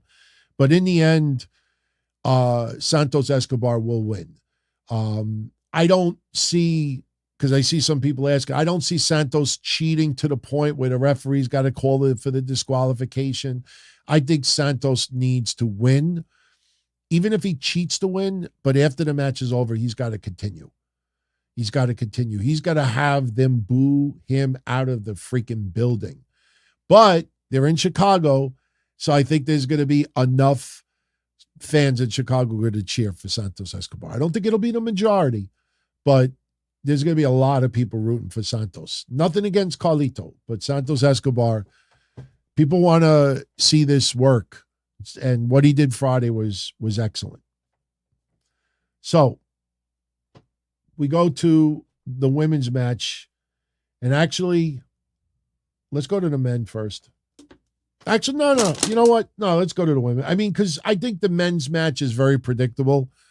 I think we all agree on where that's going. But let's talk about the women's match. The Survivor Series WarGames. We got Shotzi, Becky Lynch, Charlotte Flair, and Bianca Belair versus Io Sky, Asuka, Kairi Sane, and Bayley. And, there are enough people out there that think that Bayley will cost the match. And as a result, Damage Control will turn on Bayley. And believe me, that's actually crossed my mind a few times. Like, yeah, I could absolutely see Damage Control. Last year, Bayley's team lost also. Damage Control lost last year as well. Could they lose 2 years in a row? I personally think, nothing against Shotzi. Like your first instinct is if anybody's going to be pinned, it's probably going to be Shotzi, right? Let's be honest. But I think because so many people would think that, she's probably the last person that's going to get pinned here. Becky Lynch, I personally don't think there's any way, shape, or form she's going to get pinned. Charlotte Flair absolutely is not going to be pinned in WarGames, duh. So that just leaves Bianca Belair or Shotzi as the two to be pinned in this match. On the women's side, do you have Asuka get pinned? No, she just joined Damage Control. You want to have extra momentum for her, just like when Drew McIntyre joins WarGames, the last thing you can have him do is lose an advantage match tonight. You have to build momentum. So when you start looking at each person and who could possibly get pinned, for me, on Damage Control side, the only person I could see pinned is Bayley. Kairi Sane is not going to be pinned. Io Sky shouldn't be pinned. I mean, sure, you can have Bianca pin Io Sky, so it's a little bit of redemption for Bianca that she overcame, but unfortunately there's no championship attached to it. So when you look at those scenarios, I kind of feel like Damage Control should get the win. I mean, I know we like feel-good moments.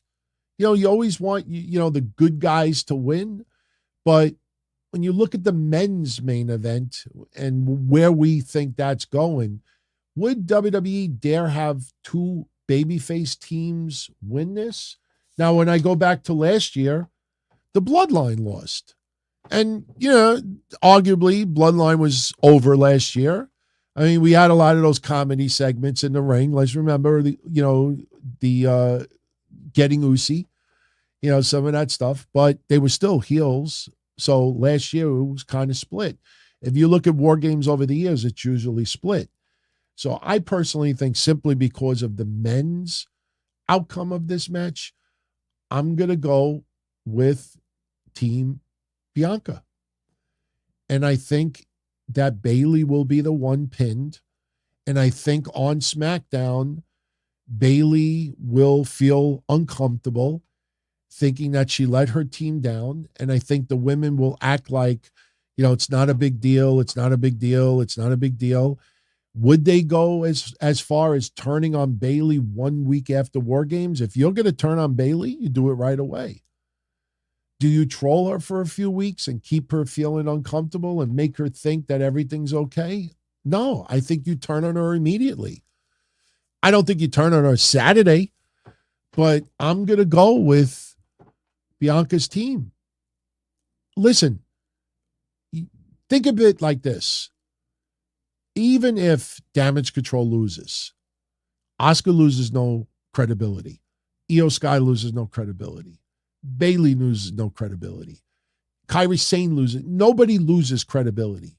It's not like, oh my God, where's this person go from now? Becky would look like a fool if she lost. Charlotte Flair ain't losing. Shotzi would be too predictable, and Bianca just came back. So I'm going with Team Bianca to get the win. Dakota Kai still cannot wrestle. She can hand weapons. She can, and look, when we get to the men's side, do we see a cameo by Jimmy Uso? I think we do. And I wonder if Damian Priest calls out like some assistance from the Bloodline or Jimmy Uso without telling the other members of the Judgment Day. Does Damian Priest do something without talking to the Judgment Day first, and it backfires? And that leads to some problems on Raw, because I think the turning point for the Judgment Day happens at WarGames. So we have your main event, technically semi-main event or co-main event. That's the right way to call it. Sami Zayn. Now, yes, I haven't updated the banner yet, but if you want me to use, I'll use this one. Oh, no, that's the wrong one. That was my LA Knight one, because I said, I personally think LA Knight deserved to be in that spot, but that doesn't mean that I don't have the Randy Orton one. So here you go. It's right here. There you go. We have Team Cody Rhodes, Sami Zayn, Randy Orton, Seth Rollins, Cody Rhodes, and Jey Uso. taking on the Judgment Day of Damian Priest, Finn Balor, JD McDonough, Dominic Mysterio, and Drew, I'm not in the Judgment Day, McIntyre. So, what's going to happen in this match? The only way Cody Rhodes' team loses is if Randy Orton RKOs Cody Rhodes at the very end and allows Judgment Day to get the win. Do I think that's going to happen? Absolutely not. It is too good of a feel-good moment. Yes, Randy Orton would be the Viper, the apex predator, and the snake in the grass if he RKO'd Cody Rhodes. Most of us would be like, that's vintage Randy. Yeah, I think whether Randy comes back and remains a babyface or Randy turns on his team, I think everybody still goes home happy. That's the weird thing about this. Like, if Randy turns on his team, like, we'd still go home happy because he's back. Randy's being Randy, and when Randy's at the top of his game, it's hard to argue how great he is. You look at the history. Remember the WrestleMania match with Seth Rollins? Arguably the greatest RKO of all time. I don't think anybody would dispute that. You think about his history with Cody Rhodes, people think that there's going to be a feud with Randy Orton and Cody Rhodes down the line. So that is a reason for it as well. Jey Uso doesn't have a spectacular history with Randy Orton, and Jey Uso didn't seem very excited today for Randy Orton to be returning. Sami Zayn is kind of a wild card. Sami Zayn is just happy. Sami Zayn's just happy. But Sami Zayn has got some interaction there as well. I personally think you keep this in perspective of what we've been seeing on TV. It's very easy to say JD McDonough will get pinned. JD McDonough was just added to Judgment Day. He's the wink link. He's the Funko Pop.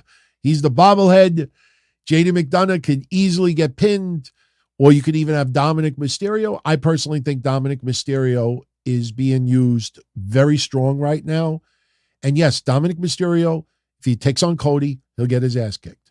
If he takes on Jey Uso, he'll get his ass kicked. If he takes on Sami Zayn, it could go either way.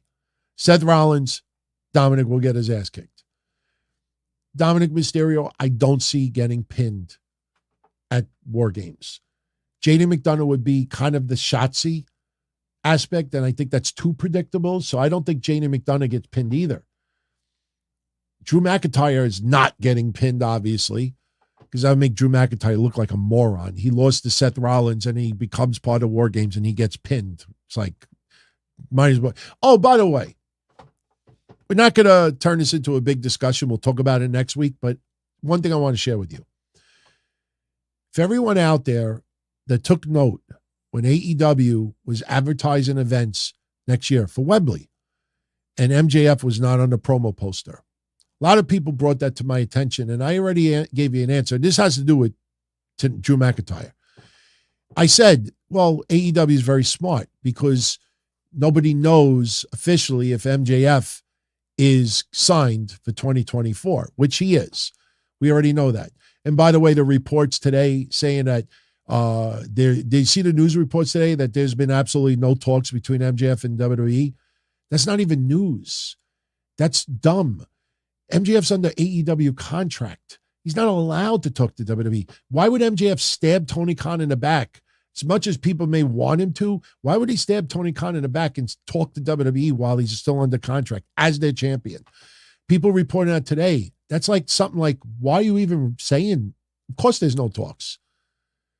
It's stupid. But what does this have to do with Drew McIntyre? Well, Wembley next year, they don't have MJF on the poster for those reasons I just said. For WWE next year in Germany, they have Drew McIntyre on the poster. They have events for as late as August of 2024.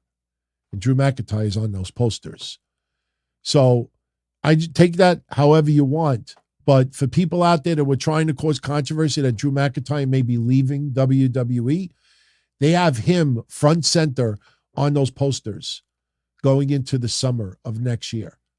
So I just figured I'd point that out. But getting back to this, Drew McIntyre is not taking the pin. This leaves Finn Balor or Damian Priest. What I think is going to happen is Damian Priest is going to screw up in this match. Damian Priest is going to want to do something. Hopefully they don't tease a cash in. Hopefully we don't get where he pulls the briefcase out from underneath the ring and tries to cash in the Wouldn't that be something? Wouldn't that be something if Team Cody wins WarGames and then somehow Damian Priest is able to Listen, you do not leave Survivor Series with anything positive about the Judgment Day. We need the storyline twist now. We need the turning point where Damian Priest was given this power to be the leader of the Judgment Day going into Survivor Series. And guess what? You blew it. Knock, knock. Who's there? You blew it. He blew it. Why this focus on Damian Priest being the leader of the Judgment Day? He's got to fail. Damian Priest has to fail. The thing is, though, does Damian Priest, is he the one being pinned? I'm not sure. I think what could happen is maybe Finn Balor, either Finn Balor or Jamie McDonough, one of those two participants will have somebody set up for something. And I think Damian Priest either calls an audible and doesn't want to do whatever they want to do, or Damian Priest goes to hit someone and inadvertently hits his own partner. And then that person gets pinned. But I think Damian Priest is going to gamble on something and is going to backfire. And I think you will see at the point where Damian Priest is going to be like, what the fuck did I just cause? Damian Priest is going to fail.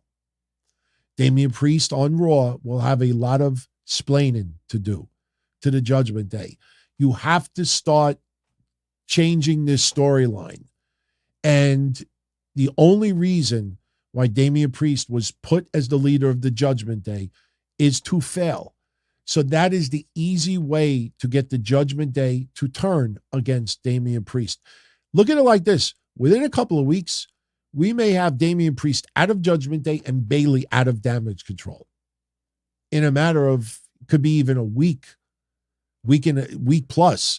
So I think Damian Priest, I think it's a no-brainer. Damian Priest is going to cause the loss for the Judgment Day, and Team Cody gets the win.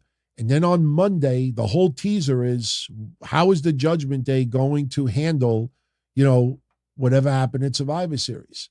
And everybody's going to look at Damian Priest, and Damian Priest is probably going to have to own up to it and say, look, I screwed up. It's my fault. I take responsibility.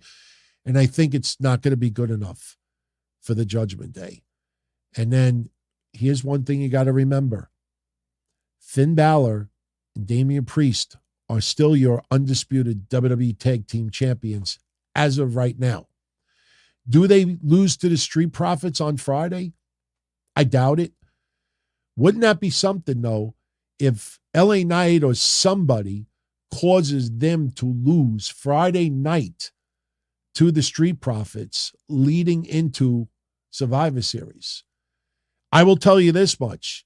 If the Judgment Day lose the undisputed WWE Tag Team Championships on Friday SmackDown, you best damn believe Damian Priest is out of Judgment Day within a week, because they ain't going to even wait for a title change to happen down the line. That's it. He's going to be done. Not only did he cause the titles to lose, but he caused us to lose at WarGames as well. That's it. You're out. I think but do I think they're losing the tag titles Friday? That would be a shocker. Street Profits, I have no problem with them being champions right now, but let's see what happens on Friday. But these predictions are not about SmackDown. These predictions are about Survivor Series. And whether the Judgment Day win or lose on SmackDown has no difference on my prediction. The Judgment Day will lose, and Damian Priest will be the reason. And on Monday, it will be the beginning of the end of Damian Priest in the Judgment Day. Team Cody will win. And those are your predictions for Survivor Series. I think it's going to be a damn good show.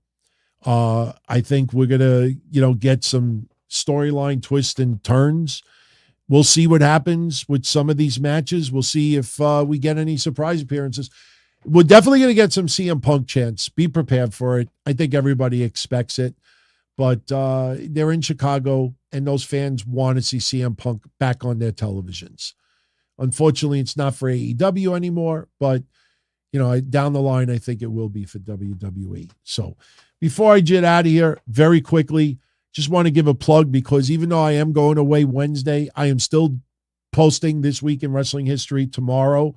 So got three audio clips. One of them is bizarre.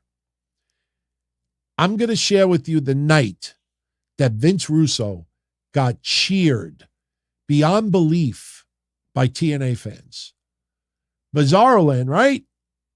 Do you remember the night that Vince Russo got cheered big time? I have the audio. Well, first, just a couple of quick pictures. We revisit Starrcade 83, Fabulous Moolah. There's some history that goes down this week as well.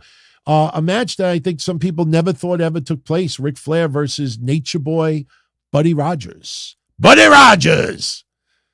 That was a good Magnificent Morocco impersonation. Who could ever forget The Undertaker's appearance at Survivor Series? Hey, look, don't I have the picture behind me still? Do I? Oh, I think I did take it down. The snake. Remember when the snake bit Macho Man Randy Savage? Something about Sapphire this week. Kurt Hennig destroying a championship. The midget Bret Hart comes out after the Montreal Screwjob. Bob Backlund beats Bret Hart for the WWF Championship, only to lose it to Diesel a few days later. I think this is the first tag team title reign for the New Age Outlaws. Yeah, we got Mr. McMahon's ass, so we could go back and look at that. Hey, a little bit of history with Miz this week. He cashed in the Money in the Bag briefcase, won the WWE Championship. There is the anniversary of Raw Roulette. The infamous New Jack Mass Transit incident happened this week. And a match that I think some people kind of want to forget. Goldberg returns, defeats Brock Lesnar at Survivor Series. I think Sting made a surprise appearance at Survivor Series this week. But 3 quick audio clips. The first one, well, actually, yeah, I'll give you 3. All right, first off, this week in history, we had CM Punk showing up at the Chicago Thanksgiving parade. The turnout was kind of mild. I mean, this picture looks pretty decent, but it looked kind of sad. Like there was nobody around. By the way, Garth, with all due respect, we don't talk MMA on this show. I'm not going to get into MMA stuff tonight. Tonight's about Raw and Survivor Series and This Week in Wrestling History. You post a question when Kevin and I do the Q&A next week. We'll be more than happy to answer it there. I know I feel bad because I see you keep reposting it, but Bellator MMA. When was the last time I talked about Bellator? So I have no comments on it now. But anyway, CM Punk in this parade. Does anybody remember when he was interviewed? In case, listen, people still like CM Punk. It's not newsworthy, but this was CM Punk's quick interview 11 years ago today.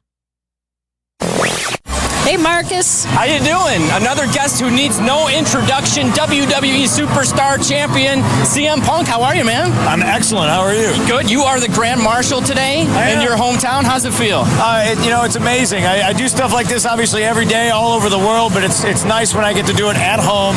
This place, I love Chicago. This place is my heart. So, what is Thanksgiving like in the CM Punk household? I love food. Yeah. I love food. This is probably my second favorite holiday, Halloween being the first. But any excuse to pig out and eat whatever I want is a good one. All right, I know you're going to be wrestling The Rock coming up. At least that's what I hear. Yes. Any special Thanksgiving message for your upcoming opponents? The Rock knows he's going to get hurt, and afterwards he's going to go back to making movies, and I'm going to go back to doing what I do, which is hurting other people. So no chance you guys get together and have a nice Thanksgiving, maybe talk things out, over dinner today? No, I don't think so. I'm going to stick to my friends and my family, and I'm sure Rock's going to, That's enough. Just give it a little sample. Anybody remember the fake Diesel and the fake Razor Ramon? They didn't work out well on the WWF roster, other than Jim Ross turning heel, if anybody remembers that. Did you know that before the fake Diesel became Kane and the fake Razor Ramon just basically left WWE altogether, they showed up in the USWA And believe it or not, Vince McMahon sent them to the USWA. I know we always revisited a lot of Mr. McMahon in USWA, some of his promos. I bet you 99% of you out there never heard this promo by Vince McMahon talking about the fake Diesel and the fake Razor Ramon. Now, here's a guy who's a complete ingrate. Everybody knows what an ingrate is. Well, no, I guess maybe everybody doesn't know what. Oh, by the way, as you could read between the lines, taking shots at Scott Hall and Kevin Nash. What an ingrate is, you see, you have to have at least a grammar school education to know what an ingrate is. So let me put it a different way for everyone in the greater USWA area. He's a bad guy. Got it? He's no good. I'm talking about Razor Ramon. Now, this imbecile, this ingrate, Razor Ramon, he has nothing. He comes to me with absolutely nothing. Nothing. He says, I'm a wrestler. He says, I do impersonations. And I know I'm not a very good wrestler, but if you'll just give me this one chance, if you'll just give me this one break, I mean, I'd do anything to be in the World Wrestling Federation. So here we take this bum. This guy's a bum. Complete bum. And we make something of him. And what does he do in return? He turns his back. Turns his back on the World Wrestling Federation? See, shots at Scott Hall. Okay, I might could go along with that if something better came along. Ha! But the USWA? There's only one thing I hate worse than an ingrate. Not someone who's stupid. Come on. You think Jerry the King Lawler is your friend? You think these people around the Memphis area or all around the USWA, you think they're friends? You think they care about you? Just because you're, all of a sudden you're honest. Oh, you can't take it anymore. No, Vince made me Razor. I'm not really Razor. You're right. You're nothing. You're absolutely nothing. You're worse than when you came to the World Wrestling Federation. You know what? We don't want you anymore. No. You want to go to the USWA? You want to stay in the USWA? You want all those imbecile fans to, that really turned you on? The USWA fans, like, they like you, they cheer you, and that turned you on? Oh, boy, you can have it. You can have it. I'll tell you what else you can have. You can have a match with Diesel. See, I did at one time, out of the goodness of my heart, only have big plans for Razor and Diesel as a tag team. Now you've changed all that. So I'm going to send in the man. I'm going to send in the man to USWA. And by the way, you won't like him in the USWA. And more importantly, he won't like any of you. And he certainly won't like the tag team partner that turned his back. That's right, Razor and Diesel were supposed to be a huge tag team here in the World Wrestling Federation. But no, this Razor screws everything up now because he wants to be in the USWA. He likes it there. He likes it there. Diesel is going to come in and rip your ingrateful heart right out of your body. And then stomp your stupid brain further into the back of your skull. And then, Razor, you and Jerry the King Lawler and all those imbecile fans can have a wonderful, wonderful time together. Congratulations.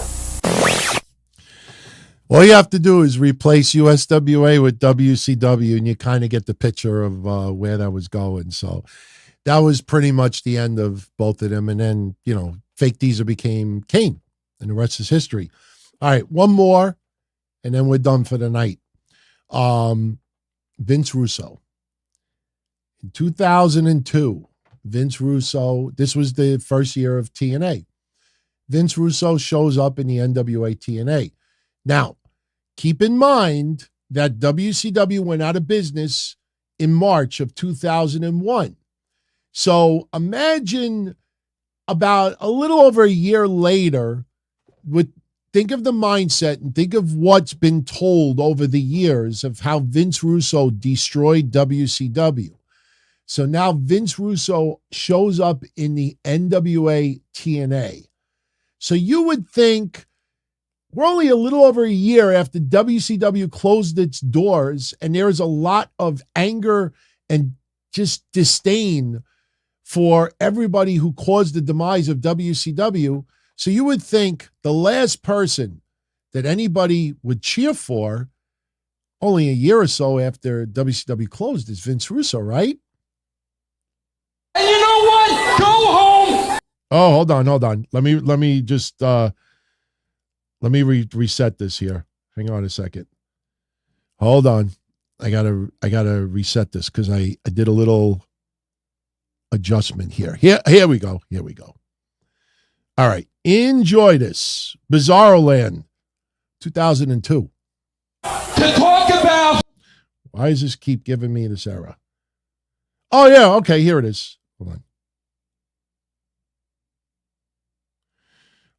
I thought I edited this. Hang on a second. Here it is.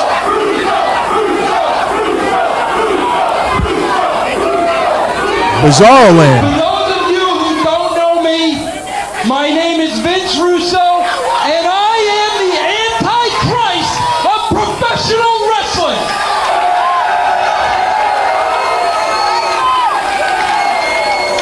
I've kept a low profile for 2 years, but I figured before this business gets deeper in the shitter, Vince Russo better come back.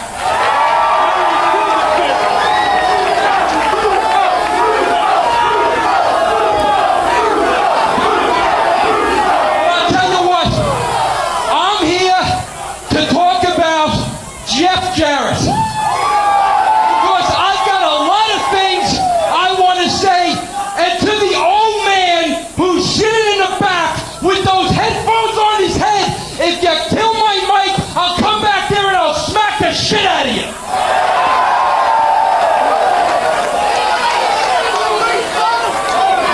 Let me tell you about Jeff Jarrett. Let me tell you about friendship.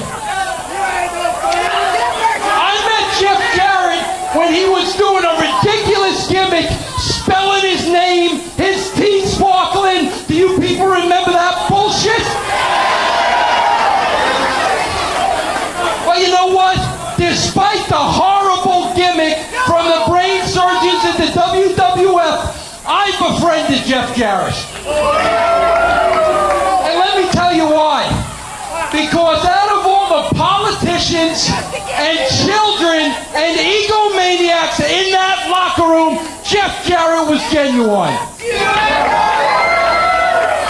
But wait a minute, one night Jeff Jarrett decides he's going to leave in the middle of the night. I think it was right here in Nashville. And you know what? That piece of shit didn't even tell me about that. So Jeff Jarrett leaves, and Vince Russo gets all his heat, and Jeff Jarrett goes to jump on the NWO bandwagon. But you know what? Once Vince Russo started getting more and more involved, all of a sudden the WCW was down, looking up at the WWF, and Jeff Jarrett calls me on the phone and begs me to get his ass back in the WWF. I get him back in. I go to McMahon, I beg Vince, bring Jeff in. They brought Jeff in and they tried to bury Jeff, but there was his old buddy, Vince Russo, making sure that they didn't succeed in burying him. I put a guitar in his hand, we went around smacking 75-year-old women, and Jeff Jarrett was on top of the world once again.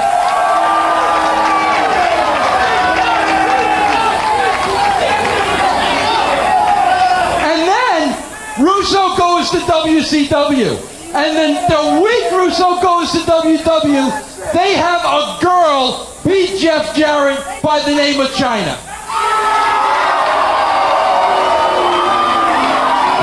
So what does he do? He calls me in WCW. Yeah, well, I got him in WCW, and I made Jeff Jarrett the WCW champion.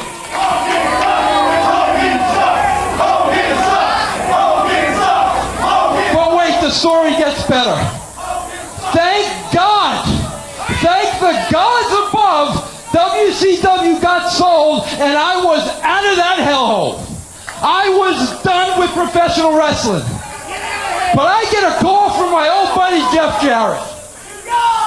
Jeff tells me, I'm starting this NWA thing, Vince, and I want to make it cutting edge, and I need you. As a matter of fact, I gave that moron the name TNA, but TNA didn't mean total non-stop action. Yeah, Hendersonville hillbilly. TNA meant tits and ass, dope.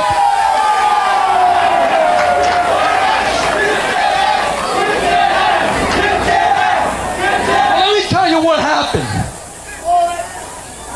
Jeff Jarrett was led by the nose by a lying, conniving, diabolical, senile old man piece of shit back there whose name I won't mention because if I do I'll vomit right on this very mess. Should we stop it? But I'll tell you what, Jeff tells me, sit home, Vince. I'll call you when I need you. I'll call you when I need you. You know what? I'm sick of waiting for you to call me, so I took it upon myself to show up here tonight.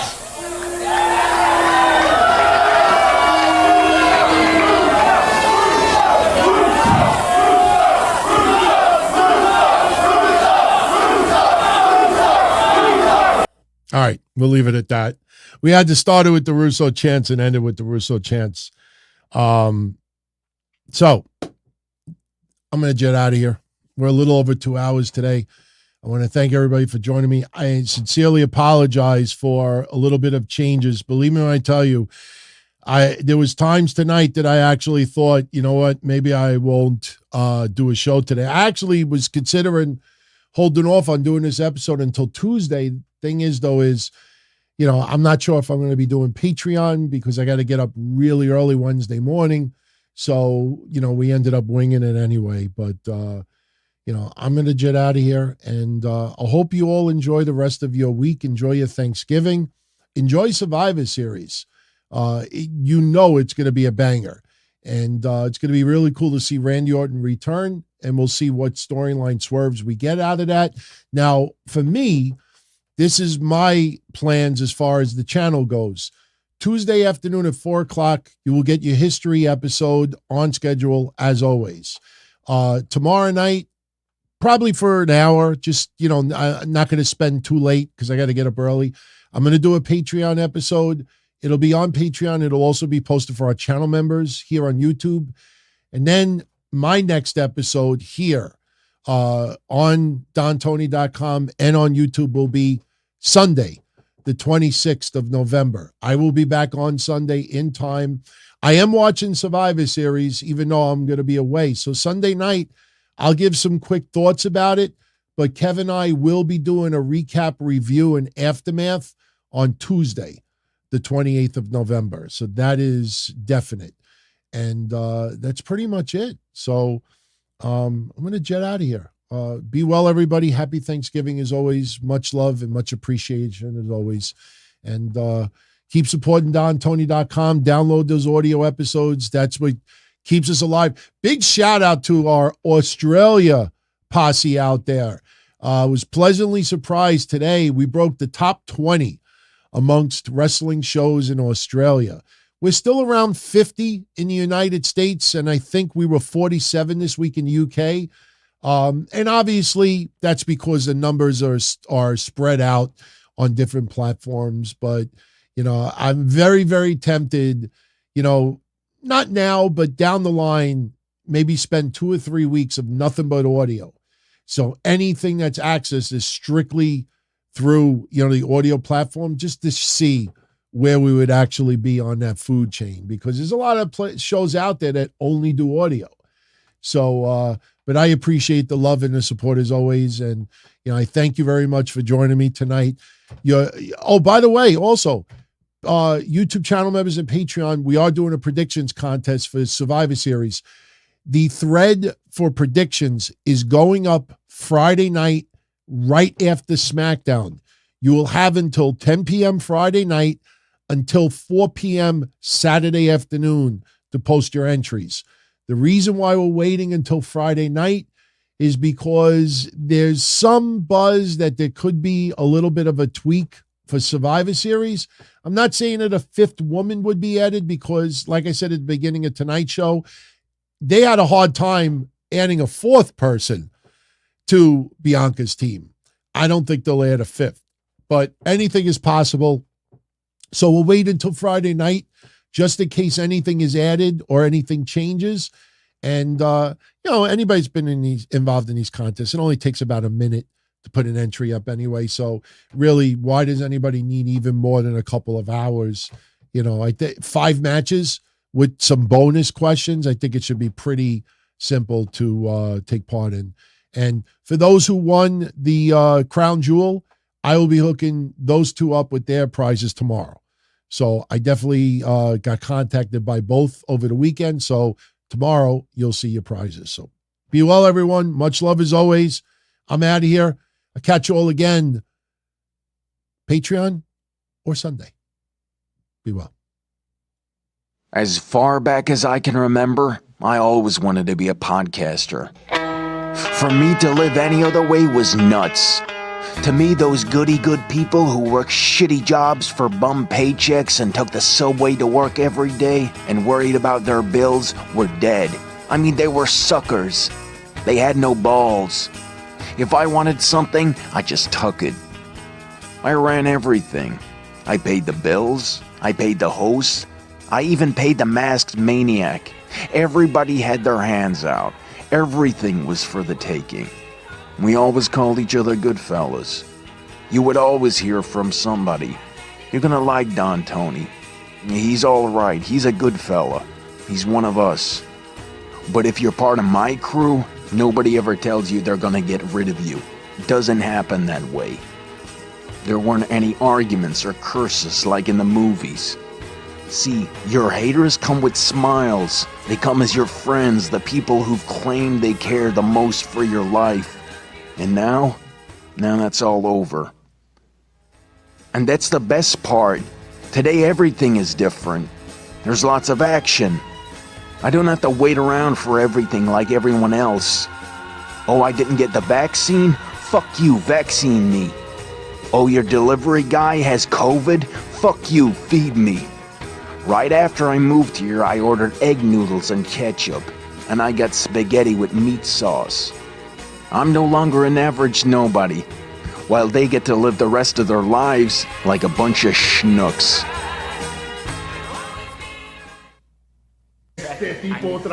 Why are you talking to me? You that these would be the consequences, so now you gotta deal with it. No. Hold him down, Damien. No, you know he deserves this. Shut up. Enough, honey. No. I don't care who you're friends with. You're not in the Judgment Day. You're not gonna be in the Judgment Day. I just took a beating because of you. Y eso pasa otra vez, te tumbo la cabeza. Get out. Now! Okay. You took one for the team, and that's somebody that I can stand with. Welcome to the Judgment Day. It's underway, and it is chaos here on Monday Night Raw. We're in an absolute meltdown. We got a riot going out. Bring it right. And here comes General Manager Adam Pearce. Finally says, Enough! You four want to play games. We're going to play games in Chicago at Survivor Series.